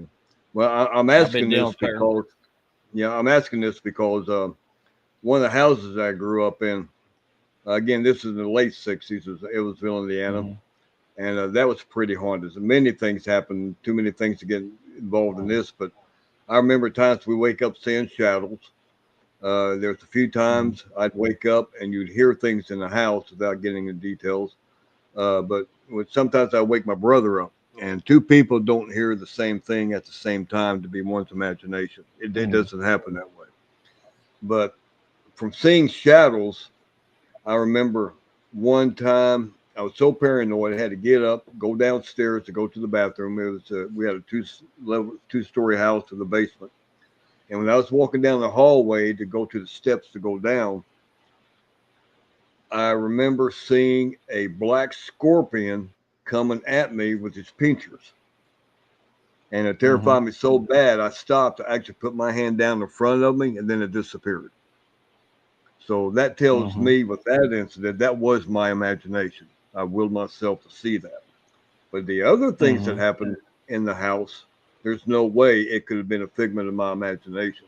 I'm just what I'm saying is we all know that sometimes you can will yourself to see and hear things, and then there's things that you just can't explain. And I try to debunk everything we come across anyway, and many things I can't debunk. Right. But that was my imagination on that. I hope it was my imagination on that, because when I bent down to put my hand out, it disappeared. So yeah, the reason why I say that's paranormal is, for one, I was in a deep sleep. Okay. And I got woken up by an uneasy presence. And number two was I was the uneasy presence. It was, you could feel it. It was something negative. Yeah. Now, the interesting thing to this. What was the history of the land there? Well, remember the history? I don't. So there's a lot of Civil War fights that happened in this area. A lot of family feuds that happened in this area. Stuff like that. This was a pretty unruly land. The Yanks and the Rebs had burnt down the town of Buffalo multiple times. But Buffalo's, it's not far from me. It's not close, but it's not far. But they all traveled through this land. Now, the other thing is too, the Niagara River is the Niagara River is very well known for Dogman and Bigfoot. Well, there's also other weird things that happen along the Niagara River. We didn't realize it at first, but eventually found out, and this is a little while after this incident had happened, we found a very negative spot in the woods, really strongly negative, that it felt as somebody was doing witchcraft there. Not witchcraft, I'm sorry, satanic, doing satanic worship there. We end up having to cleanse the land because the satanic energy of it was very, very, very strong. We had demons, it felt like demons running around the area. It was very, very negative. We literally spent a year cleansing the property. That's how bad it was here. So you got a history that can tie into that then. That's interesting. Yes. Wow. Yeah. Good. This was definitely somebody from the Wild West time frames. Is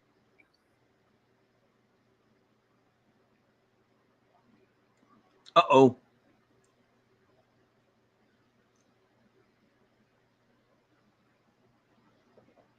Well,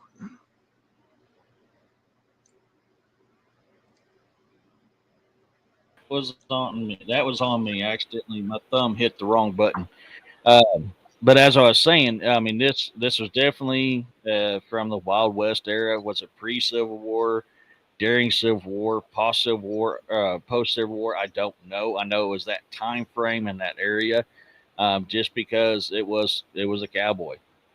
It was a cowboy on a horse. I mean, he had a tattered up black hat, tattered up clothing, and he was just a skeleton riding a half, decayed horse.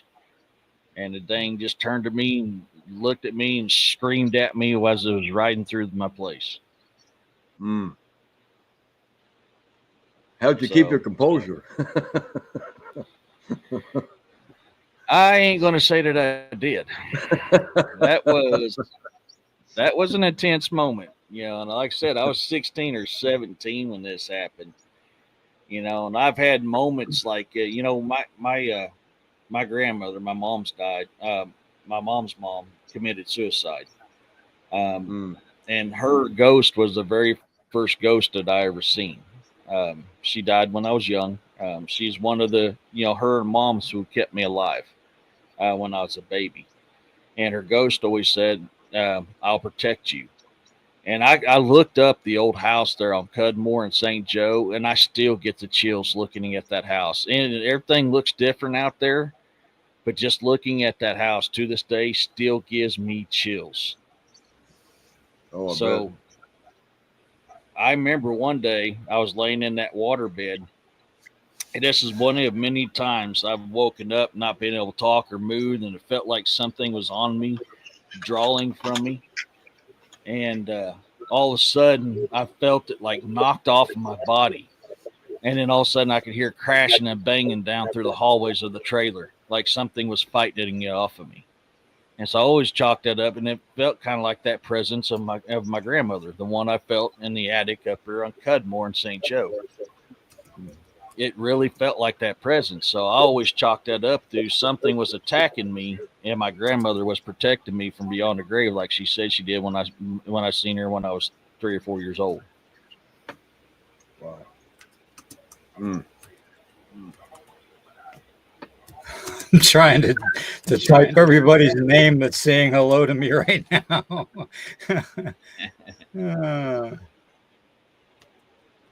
Ladies and gentlemen, this is not an illusion. It's not CGI. It's not AGI. It's not a clone. It's not a cyborg. We have the one and an only William Nighthawk sighting.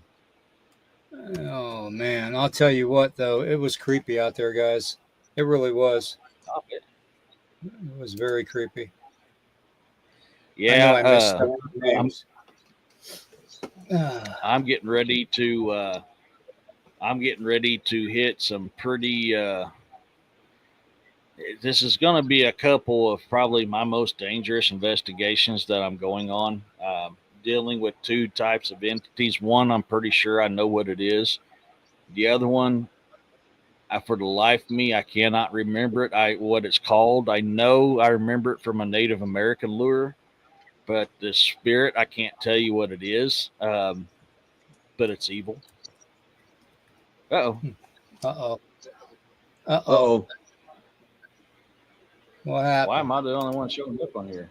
Somebody Oh, hit I see another what button, I happened. guess. Yep, somebody they shifted the. Hold on. Why is it not going back to the way it should? God, hold on. There it goes. I'm glad you all got this stuff Somebody- figured out. I'd be lost. Yeah. Yeah, I just somebody lost the hit the chat. single. Did you? Right. I see a small chat window Okay, on now the bottom right. Nah, the chat's showing the same on my side. All right. Okay. I got it back. Yeah, I got it back. I got it back. Okay. Hi, Tanya. Hi, Freaky. But yeah, that instant with that banging down the hallways, when it felt like it was my grandmother protecting me from something that was attacking me in my sleep, I chalked it up to that. Because that's what it just felt like. I can't tell you for sure. I can't tell you 100% that's what actually happened. I know something was attacking me. Something knocked it off of me, and something was fighting it in my trailer. It was knocking pictures off the wall. Yeah. You can feel every impact through the floor, through the walls. It was knocking pictures off the walls, knocking stuff off of cabinets. I mean, it was a knockout, drag out fight. That Did I tell you guys about the Grim Reaper? Did I ever tell you guys about the Grim Reaper that my mother and I experienced in the house growing Not that up? I recall. No. It's creepy, man. I'll tell you. I think I was like maybe. It was after my first near death experience where I got basically beat up by those two teenagers. I was probably 4.5 years old at the time. Mm-hmm. And I remember it. Sorry, I'm playing with my laser pen. I remember her scooping me up and putting me on her lap, and the chair that she was sitting in sat next to the fireplace, but it was kind of in the corner of the living room. And the way the living room was set up, the way the chair was sitting like this, You could see through the Mhm. dining room into the kitchen. Okay. Now, just to the left side of the kitchen was the stairs to the basement. Okay. And we're sitting there, and all of a sudden, I couldn't move, and she couldn't move. And she told me, she goes, just hold on, Billy, just hold on. It'll pass. And hey, Carl, Urso, good to see you. Um, anyways, this brown cloaked hooded figure came floating up out of the basement, okay, into the kitchen, okay. It stopped at the top of the stairs at the kitchen where the back door was to go out to the backyard, and turned and looked at us for about, I'd say probably 3 seconds at the most. Had no face, completely black. It was the brown Mm. cloaked hooded thing. Had no arms. Well, it had arms, but it had no hands, and I couldn't see any feet because it was floating. What it did Mhm. is it turned and it floated across the kitchen, down the hallway, Hmm. and it went into originally my room, but somebody else was in it at the time that was, let's say, not on the up and up with a drug problem. Okay. Mhm. And apparently it opened up the door, and this person, she was sleeping in the bed, it picked up the bed and slammed it on the floor. Okay. And we Wow. heard her scream, and she ran through it and ran into the wall in the hallway across the where the door opening was, Mm. practically knocked herself out. But she came screaming into the living room, and finally my mom and I were able to move. It was like we were frozen in place. So she got up and she went back there and wasn't there. Nothing was there. Hmm. Mm. And this individual told us flat out. She described exactly what we saw. Okay. And it was so frightening to her. She said that she got so scared that she literally ran through it.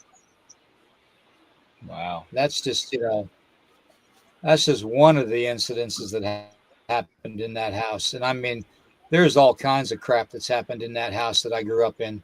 And I'm glad the family doesn't own it anymore. I really am.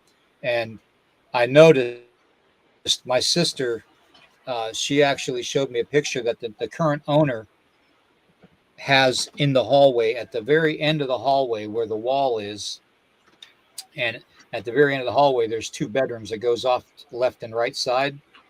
And the right side bedroom was always the master bedroom where my parents were, and the left side was where my sister slept. And the bedroom, the small bedroom before the master bedroom in the hallway, where the person ran through, the Grim Reaper, um, was my bedroom after that. Okay. So just to give you the layout, but the new person that lives there now has a huge cross in the end of the hallway. A huge cross. It must be every bit of 4 feet, 5 feet tall, and 3.5 feet wide. Just a huge cross, and it's mounted right on the wall of the hallway. It's the first thing you see when you turn the corner and go into the hallway. Mm. Wow. That's yeah, that's a creepy ass Yeah. encounter right there. There was a comment That's on here that went by pretty quick earlier about peripheral vision. Just to touch on yeah, that I had right that quick. up for a little.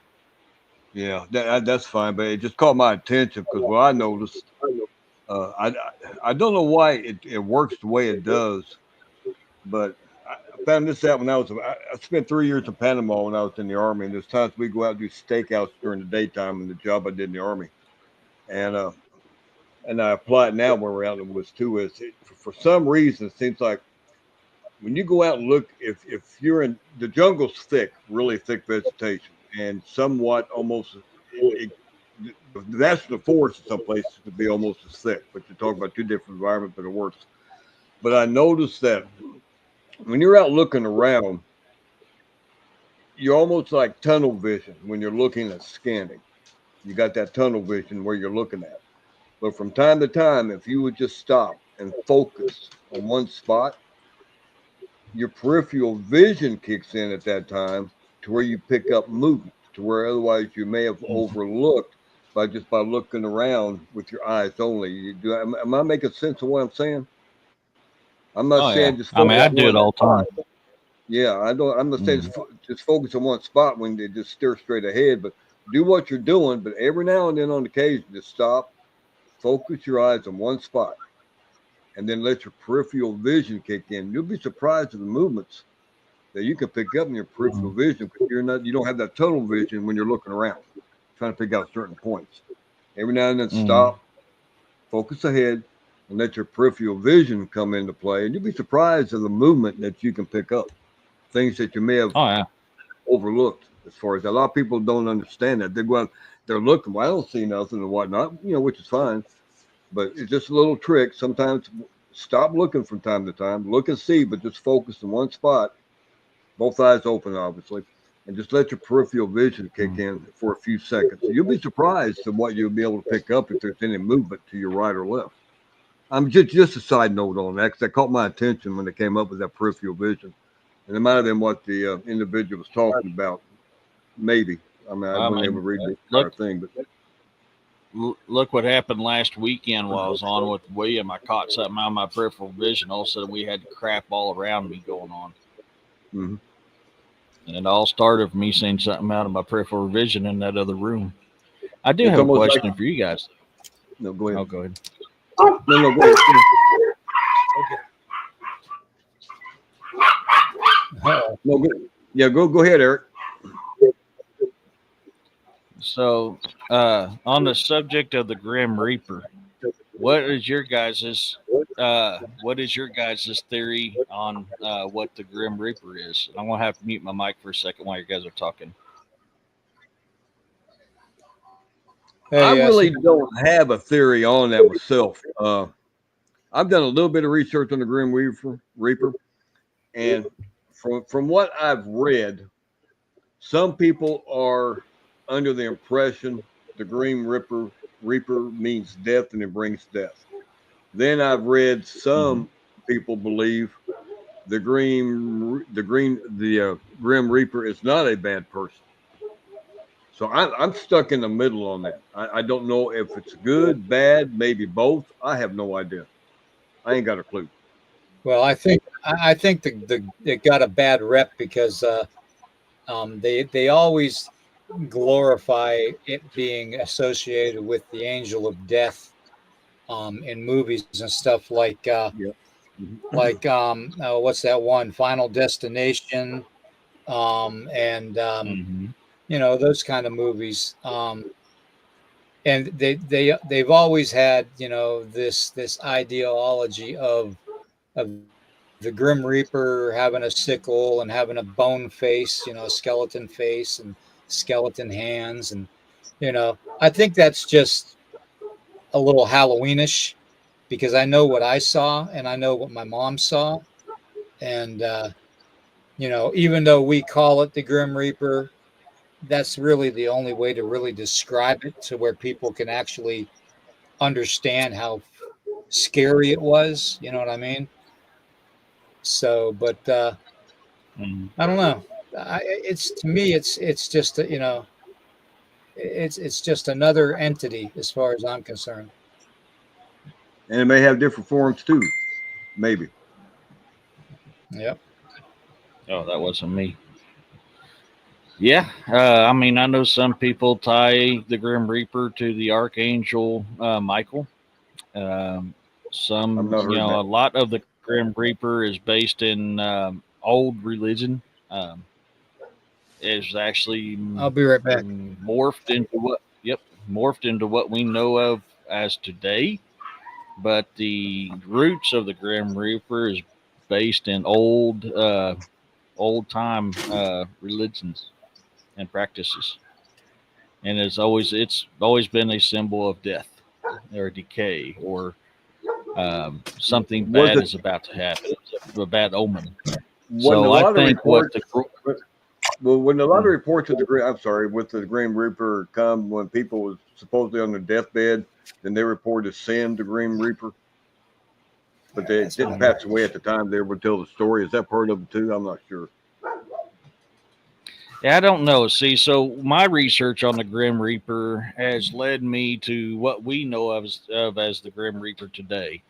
Is actually a metamorphosis. It's a morphing of multiple different beliefs in the angel. We'll just say, quote unquote, or theory of angel of death. Okay, they took all of what you would call an angel of death from different religions and molded it, mutated it, shifted it into what we know of as a Grim Reaper today. The actual, I guess you can say, the Grim Reaper wasn't anything like that. Only one of them had that kind of depiction, and that was the Celtic, I think. I can't River remember. I'll have to look Styx. it up again. Yeah, River Styx. That's it. That's it. Thank you. Yes. That was it. That was it right there. River Styx with the Greek. So to me, that's what the Grim Reaper is. Hold on.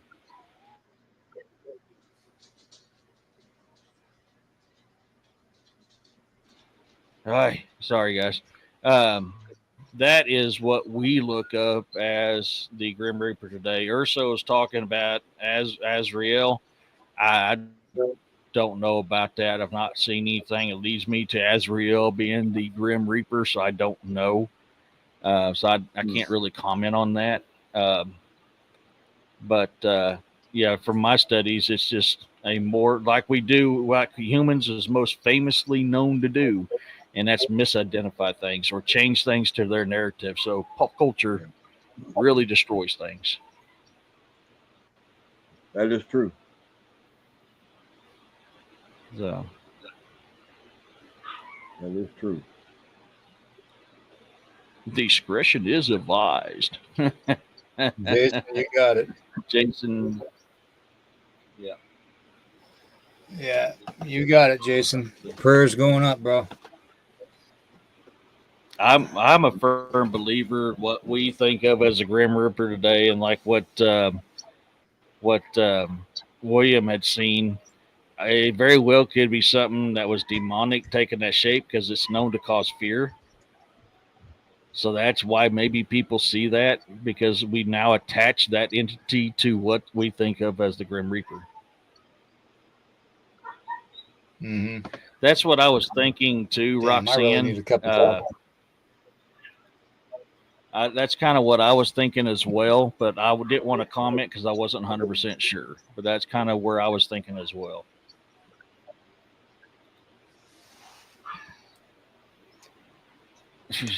Yeah, Ursula, that's a good example right there. Yeah.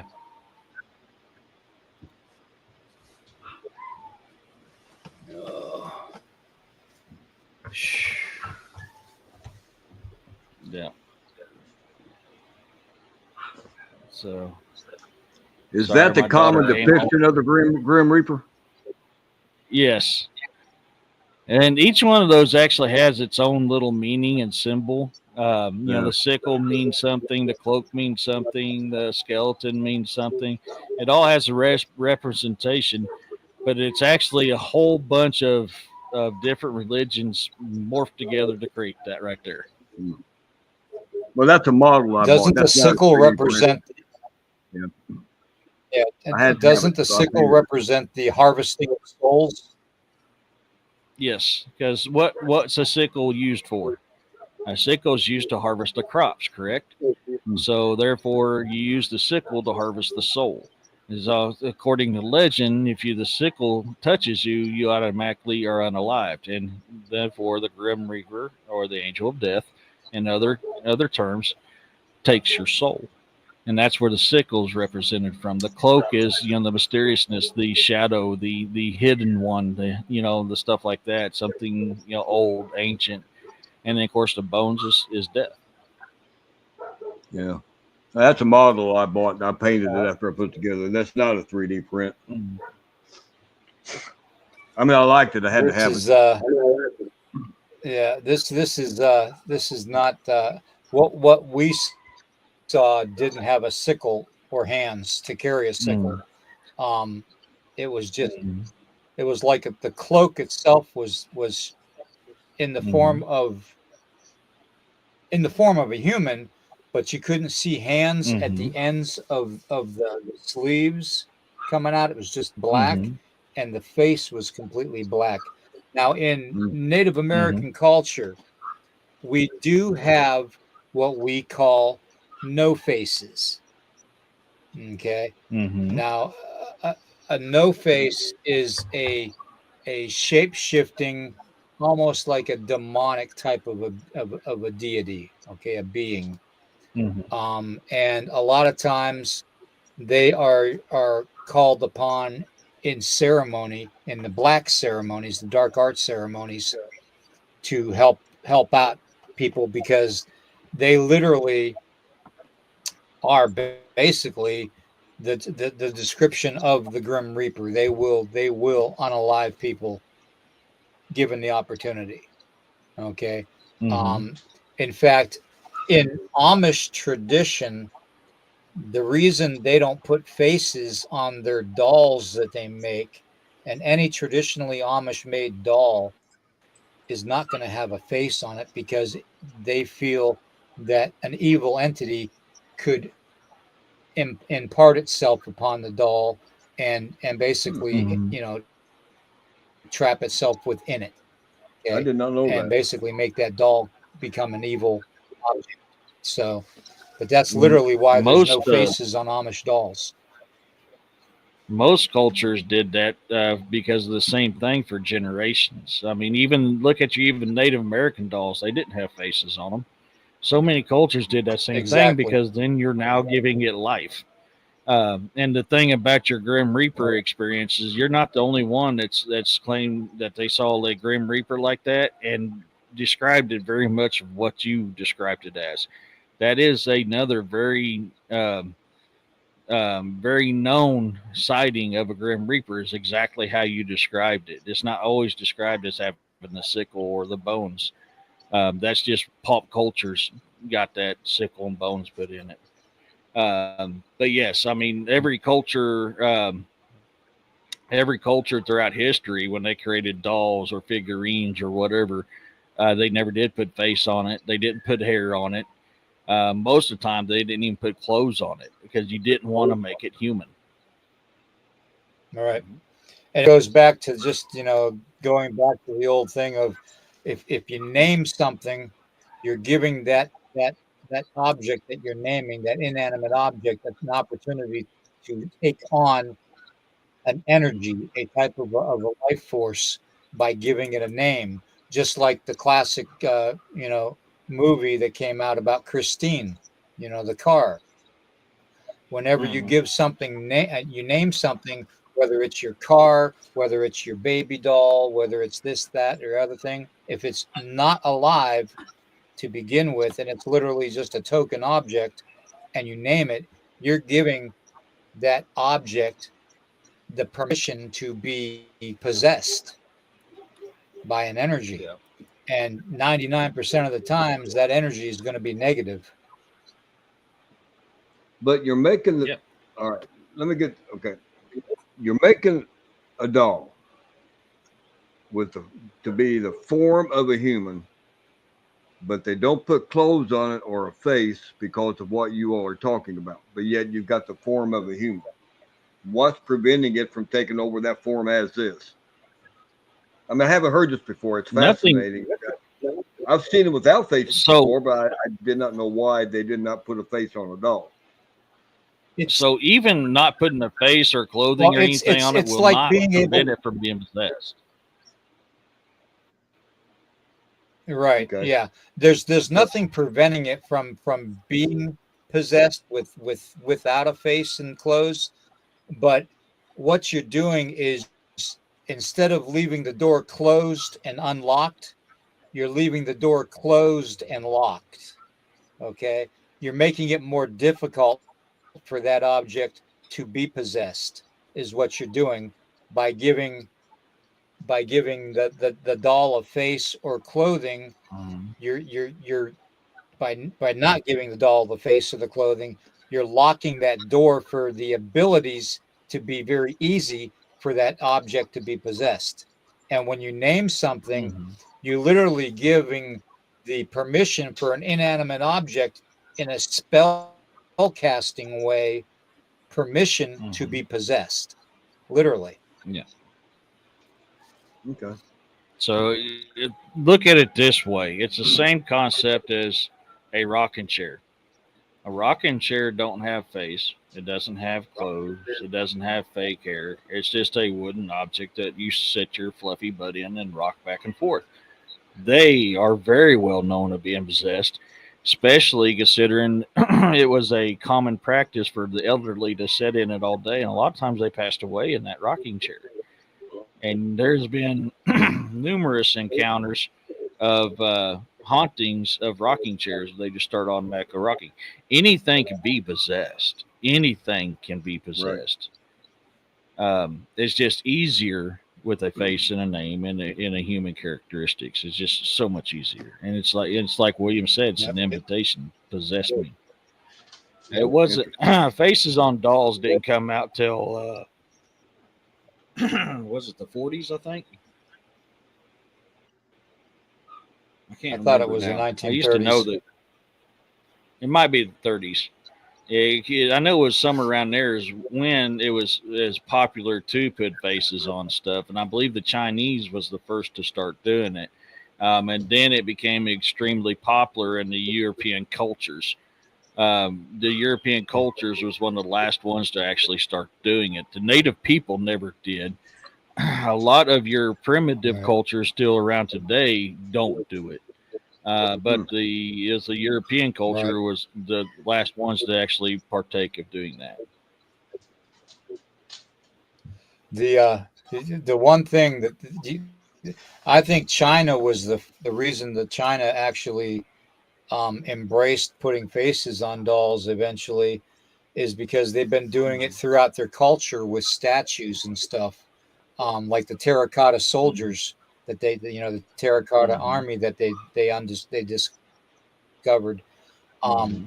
and a lot of the rumors being around that terracotta soldiers are possessed with evil spirits because of the bloodshed that they did when they were alive, and now the evil has stayed within those subjects. And every now and then you hear reports of the terracotta um, soldiers in the locations that they're held at being haunted, or having paranormal Mhm. activity.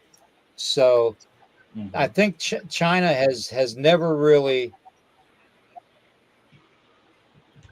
for some reason, cared about the whole aspect of the supernatural attaching itself to certain things. But when you think Oh, I about know. it, this whole universe, this whole world that we live in is nothing but supernatural. Mhm. Yeah. I mean, you got to think of it this way too. The terracotta soldiers was created for the sole purpose of trapping the souls of the soldiers in there and the emperor, so that he can rule for all time and live for all time. That was the sole purpose of the terracotta soldiers. So that tells you right there, even they knew by giving it this shape and that's why each of them looks like an actual individual person, different characteristics and everything. That was the sole purpose. So even back then, they knew that is one way of doing it. Yep. Bub, it's like really hot. Seriously, Good night, Carl. it's, good night, girl. It's really hot in here, Bubba. You really need to be up on my lap. Um, Well, I hope with all this man, you're like 3D stuff that I do and all this stuff I have sitting around the house doesn't invite any of this stuff into it. I know we've had strange occurrences where we live now, but I, like the Grim Reaper and stuff and some of the 3D prints I got in the back. You don't think that would invite stuff in the house, do you? Would that be more that mindset? could. I mean, it could. Yeah. I mean, I mean, I'm not going to It say don't very worry. somewhere. well could, but Hop down. Hop it down. also depends Sorry, on your guys. intentions too. It depends on your Okay. intentions too, David. If your intentions are in a good way, like Eric said, anything can be possessed. There's nothing out there that can't be possessed. But if you actually have good intentions in making something 3D, I don't foresee a problem with it. Plus, if you keep it, somewhere where it's not going to be, say, around something very, very evil or very, very demonic, you would have less of a chance of it getting possessed. Okay. But I Right. mean, technically everything has at least a 10% chance of being taken over. Well, So, even outside the possession aspect is what I'm getting at. Not just possession, but inviting anything to come around. Not necessarily possessed, but just like the lizard man I 3D printed. I got back here on my shelf. You know, I mean, from the Grim Reaper to him, I got a couple of movie characters back there, or devil-like figures and stuff. Bigfoot, William, the ones I 3D printed and stuff like that. I mean, just having that stuff around Look, got for the one purpose. here and Even- one right up here. I'm not doing nothing with it. Is what I'm saying. Yeah, I'm not doing anything with Even this with stuff. some, I'm not worshiping around Even it with and all that something- other stuff and throwing spells and all. I know about all that anyway, but just to do it and have it because of the interest shouldn't affect. yeah.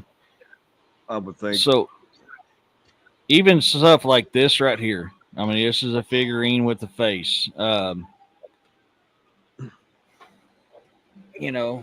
Stuff like this right here. Even though it's got a face, even though the intentions are not that I want it possessed, it can still do it. It's easy because it has characteristics to them.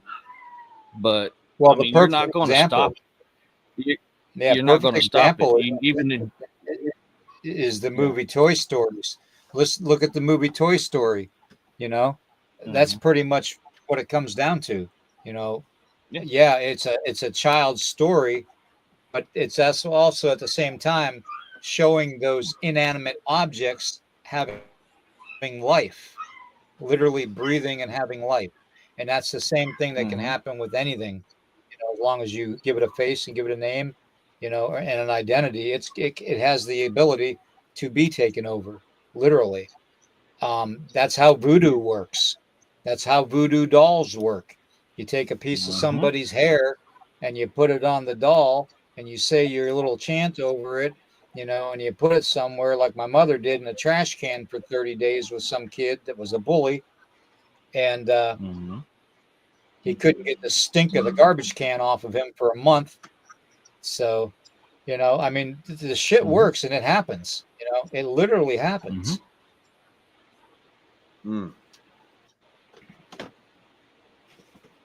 Yeah. So, yeah, I mean, we're not telling you by no means not to do it. I mean, everybody in this chat, everybody on this panel right here has something with a figure or a face on it. It's just part of the culture. It's part of the norm now. Just, know that, yes, this is a possibility because of this. And our ancestors used to not do it. So the best thing you can always do is cleanse it. Keep it clean. Cleanse it. Keep the evil spirits away from it. If need be. I mean, I know I'm gonna keep doing what I'm doing because I mean that really doesn't scare me anyway. But the cleansing aspect through William and Dennis, Melissa has a whole lot of cleansing stuff if needed. And she needs to know how to use it to another way than what they've already been told. She get with Dennis and William, and they tell her how to use the stuff to light up and what's that called? The smudges. Am I saying that right? She's got holy water. She's got smudging. smudges and other stuff as far as that. But I mean, if it would come to that, then she's got that, and we got people to reach out to if that would have to be used. So Sam Paulo wood's a good one too to have just with you. Another one is juniper, dried juniper, and I think she's got that. And cedar. Yeah. Well, she's got a lot of stuff based on what you and Dennis have said in the past. I mean, she's got a lot of stuff. and A lot of we stuff do more. I use sweetgrass. Yeah, I mean, So we do. I If we use do a lot more sweetgrass and paranormal stuff, we might need it. Yeah, I don't exactly. have all my stuff up. You know, I mean, I've got a buffalo that hovers on a pole. I've got, you know, my bald eagle with the American flag. You know, bike show trophies. I've won just a couple of those. You know, and I've got different Native American stuff and all this other kind of stuff up. We all got it in our home. You know, just Yeah, yeah, you oh yeah. know, just yeah. I mean, it's part of the culture now. But historically, yeah, you didn't do that. Just, you know, keep it clean. So yeah, you know, I think you're all right. Yeah, So Yeah, you'll be okay, David. you know, I've had that buffalo for that white buffalo. I've had it for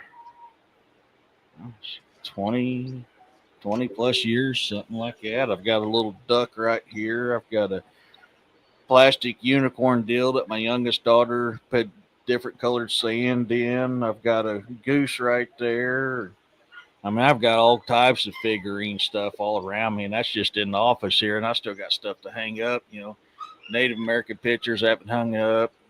I keep dream catchers throughout the house. You know, I've got native clay pots up here. You know, it's hard to see, but I've got, you know, native clay pots up there with Williams coffee mug. Oh, sorry, my coffee mug on my bookshelf. I mean, yeah, we all got that kind of stuff. Yeah.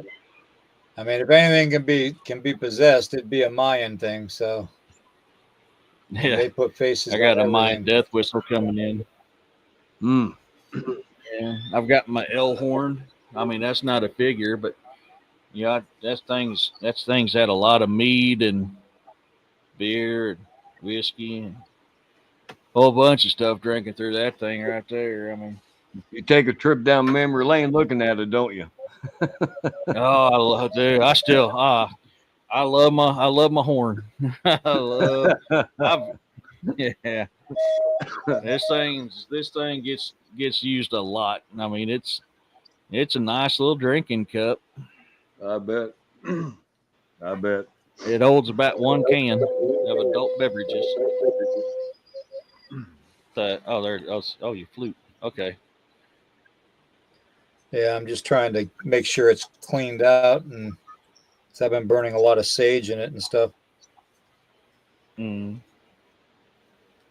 It's Yeah, I weird. That's mean, what I was thinking of. Sage earlier. That was just sage. Yes, you got a bunch of that. Yeah.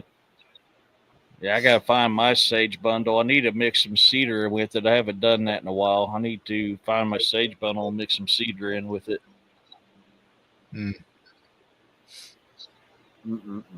Juniper's a good one though to have mixed with it too. That's what we use for Sweat Lodge and for a Sundance ceremony.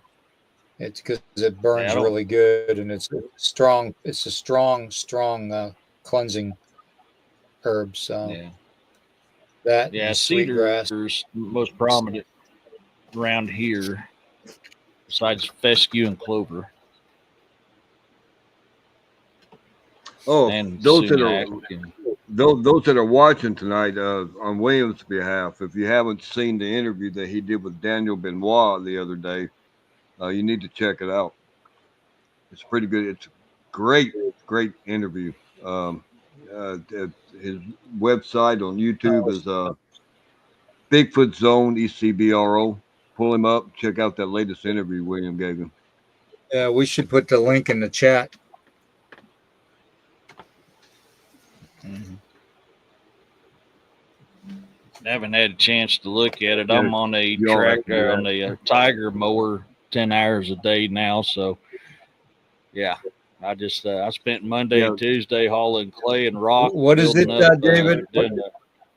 It should be Bigfoot Zone ECBRO. And do the and it's extended YouTube, version. right? Yeah, he reposted it with the extended version because he put up the wrong version. I'm gonna see if I had it aired, so he went back and posted the I'm gonna see proper if I can version. find So you want to do the extended version. Where I'm going to go to my my messenger. I'm going to go to my messenger on my phone and see if I can pull it up. It should still be on there under his Yeah, it name. should be. You ought to have a history of it, yeah.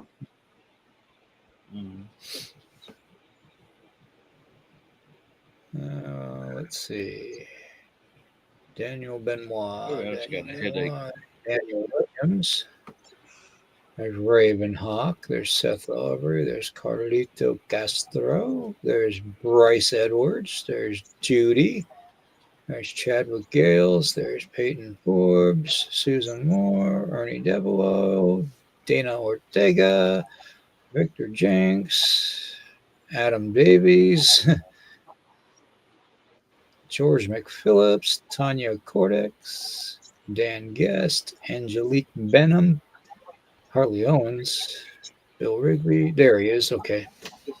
Oh, you got it? Okay. I got like 18 million people on the chat or on the messenger. All right, let me see. Okay, it is. Oh, come on. Don't. He should have sent you the one with the extended version. That'll be a different link than the original.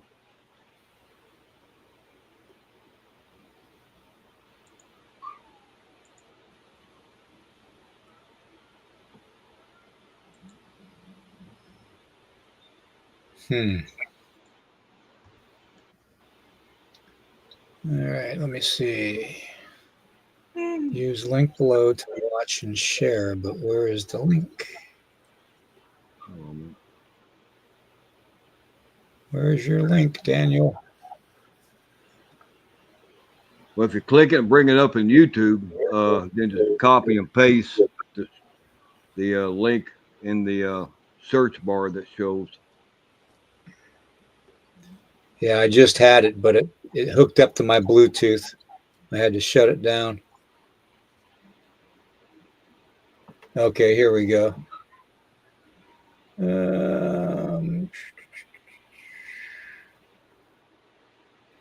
It is.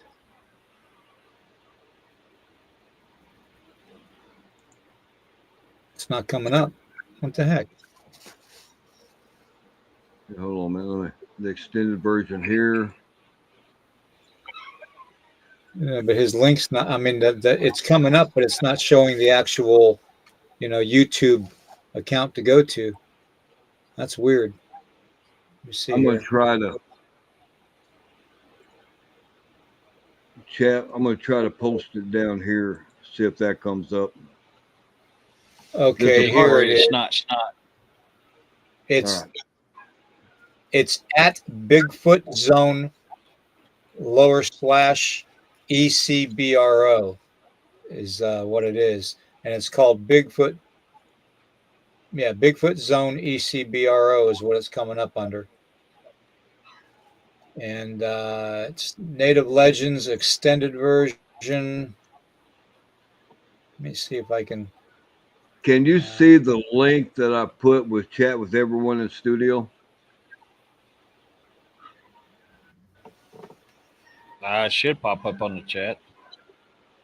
I don't think it's a chat. I think it's for those that are in studio with us. I don't think it'll come up in chat. Yeah, You'll have to post it on your chat. Well, it says 3 people in studio chat. That'll be us 3 here. Studio chat. Oh, because you're in the private chat. That's why. Yeah, I'll put a link there if you can bring it up and then copy and paste that same link in the chat. I got it. You know what? I can't even see I it. got it. I got it. If I can get my computer to freaking go back to the chat. There we go.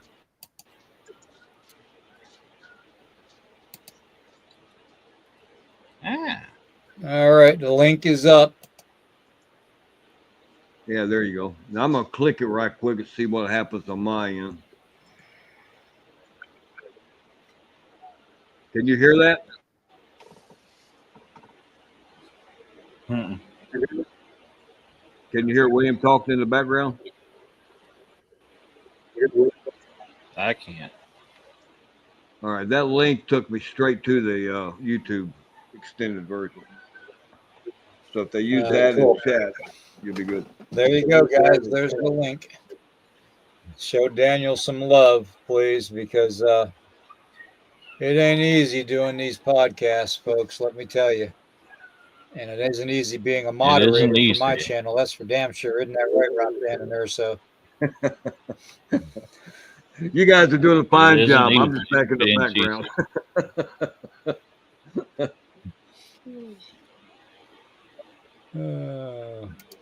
Yeah, it's definitely not easy being cheesy.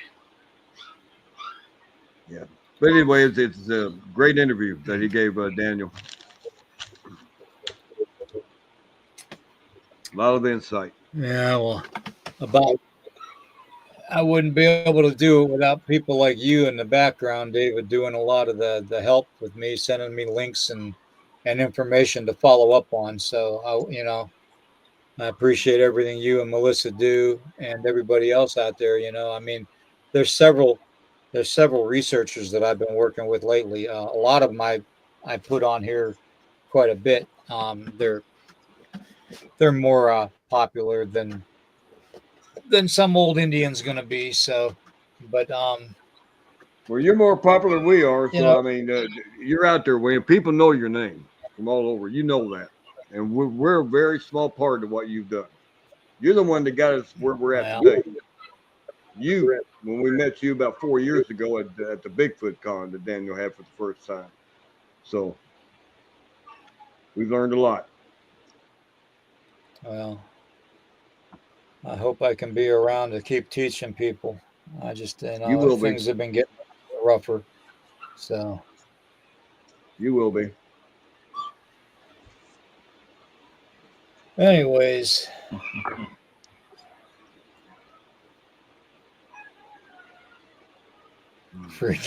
Freaky's corny.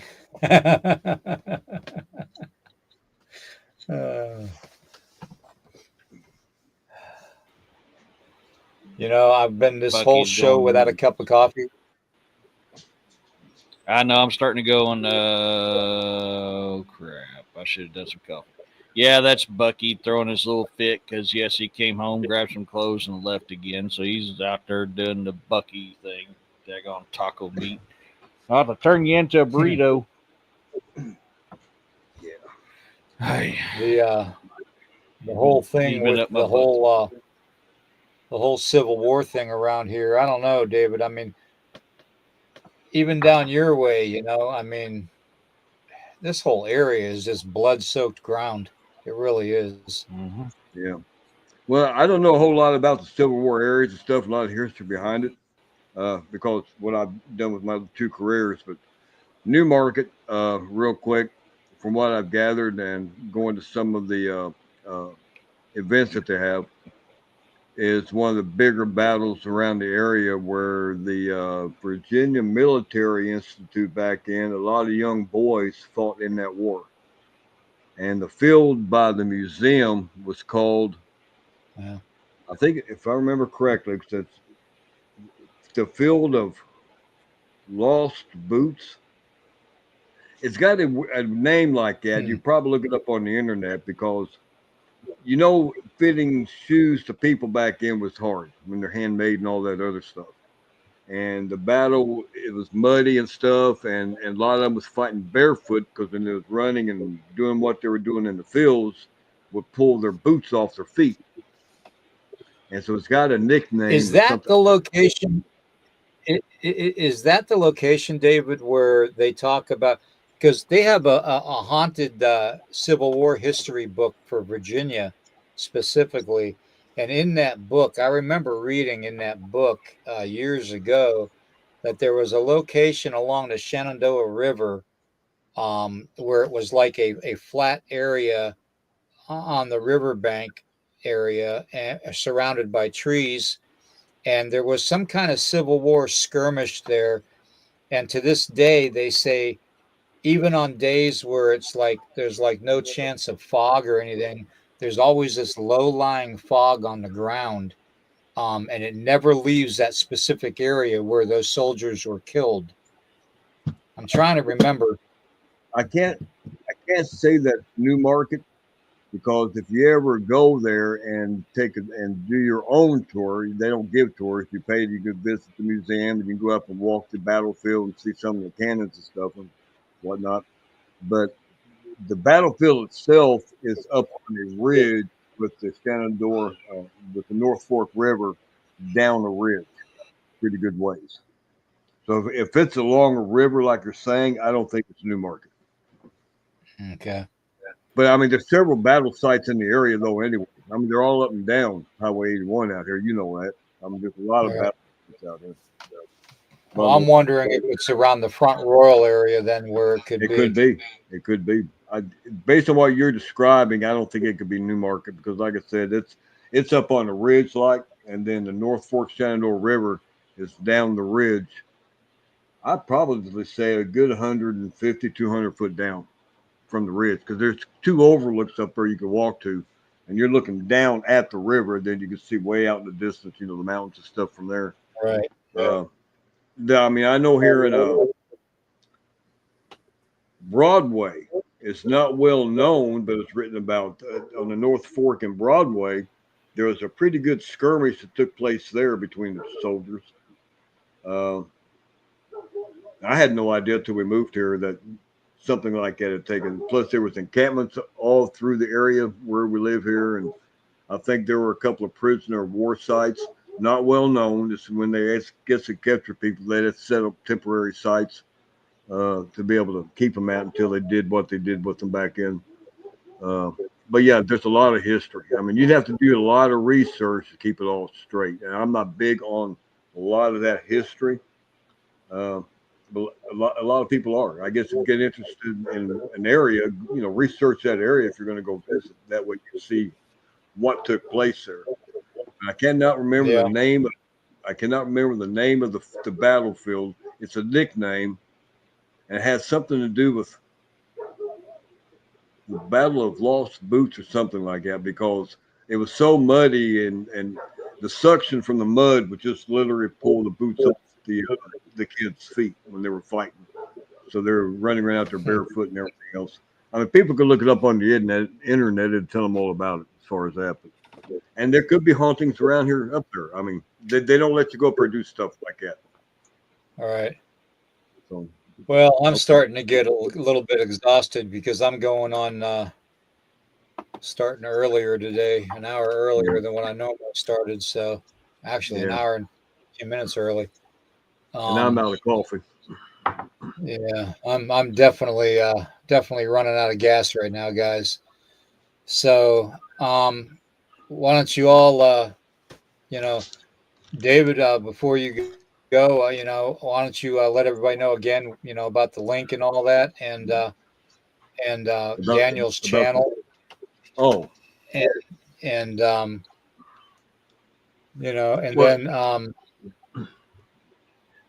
Eric, will end with you telling what you got going on this weekend.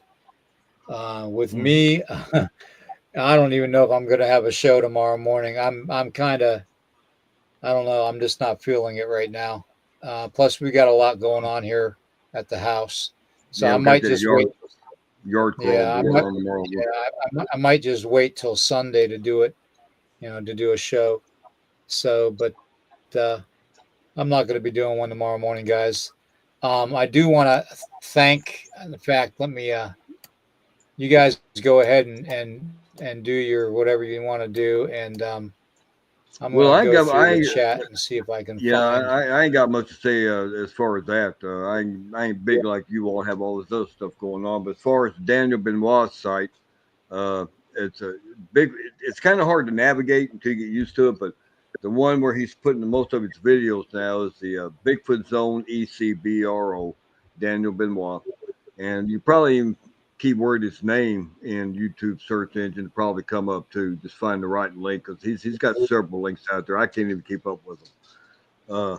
Other than that, no, and I got my own Virginia Crypto Paranormal Research. I got very little stuff on there. I'm slowly building up from things that happen when we're camping and hiking out in the woods, and I'm gonna do a little bit of some reviews of some of the equipment I'm gonna start putting together out there in the field and why we use it and how it works.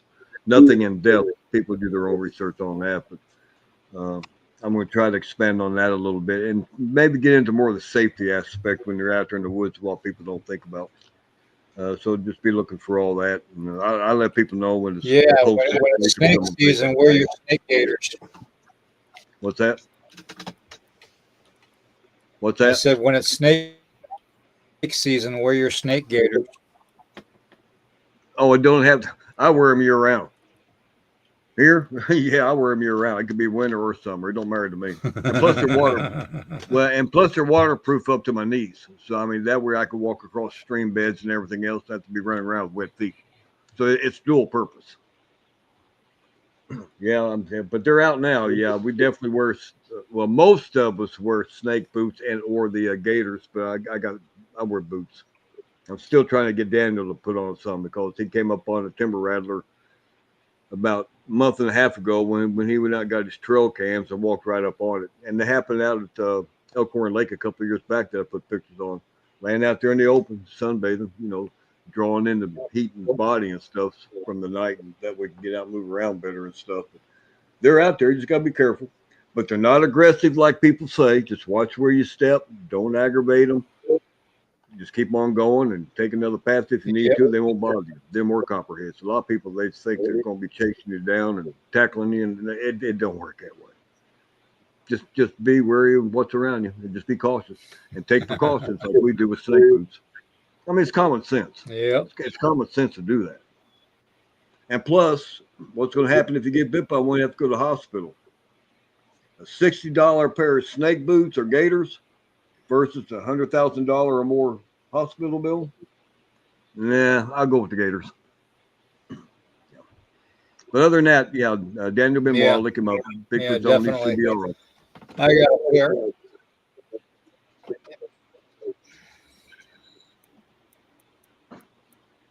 All right, Eric, you want to go ahead and tell everybody about what you got going on? I'm sweating my backside off, and I feel like I'm melting. No, I'm just kidding. Saturday we have our campfire chats with Eric and guests, and it's a safe place for you to come and share your encounters. You want to come on live? I'll bring you on live. You can share your encounters. Did you say safe? Did you say a safe place? Safe place. I only judge you a little bit in my head, Well, if you just want to talk about it and chat, we'll just talk about it and chat. I hear voices in my head.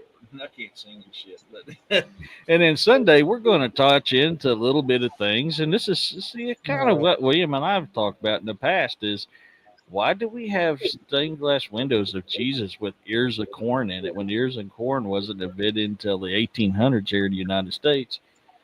So what could be the meaning behind that? Also, we're going to look into, do humans glow? And if humans glow, what can see humans? We got some hypotheses we're going to be talking about on Sunday's show.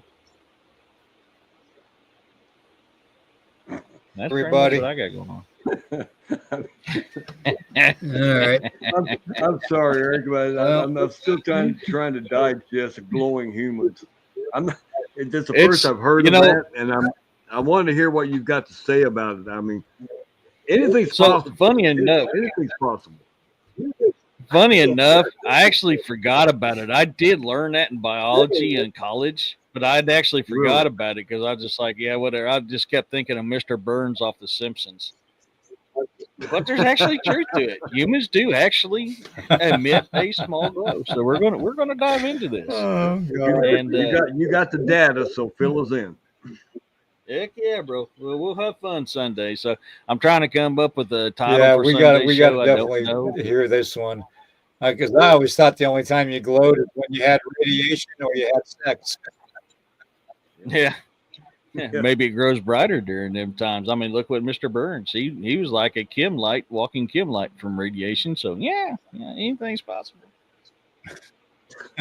But it does bring a whole new meaning to things, and really does fit in with a lot of things we're going to talk about Sunday. So I've just got a hypothesis that popped in my head, and I'm going to bring it out to you guys. Sounds good. Sounds good.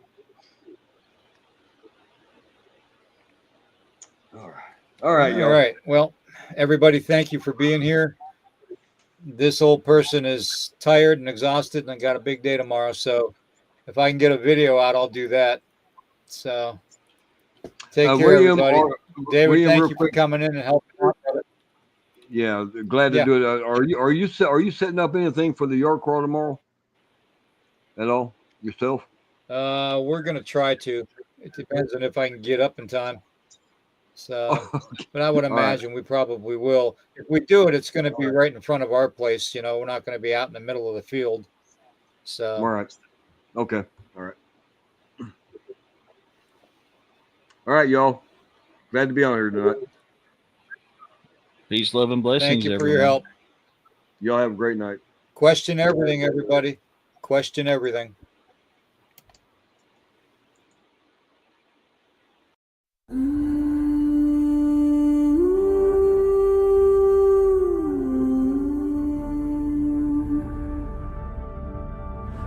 Through the mist we rise, a force unbroken, with banners high and hearts awoken. The sound of pipes, our war is calling. Like thunderous waves, our duty is falling. Stand tall, together we fight, with courage found in every breath. We'll fight like lions, defy our death. In unity our hearts shall sing, the legacy of warriors through every reign. With battle cries we forge our fate, in fields of valor we elevate. As shadows loom, our spirit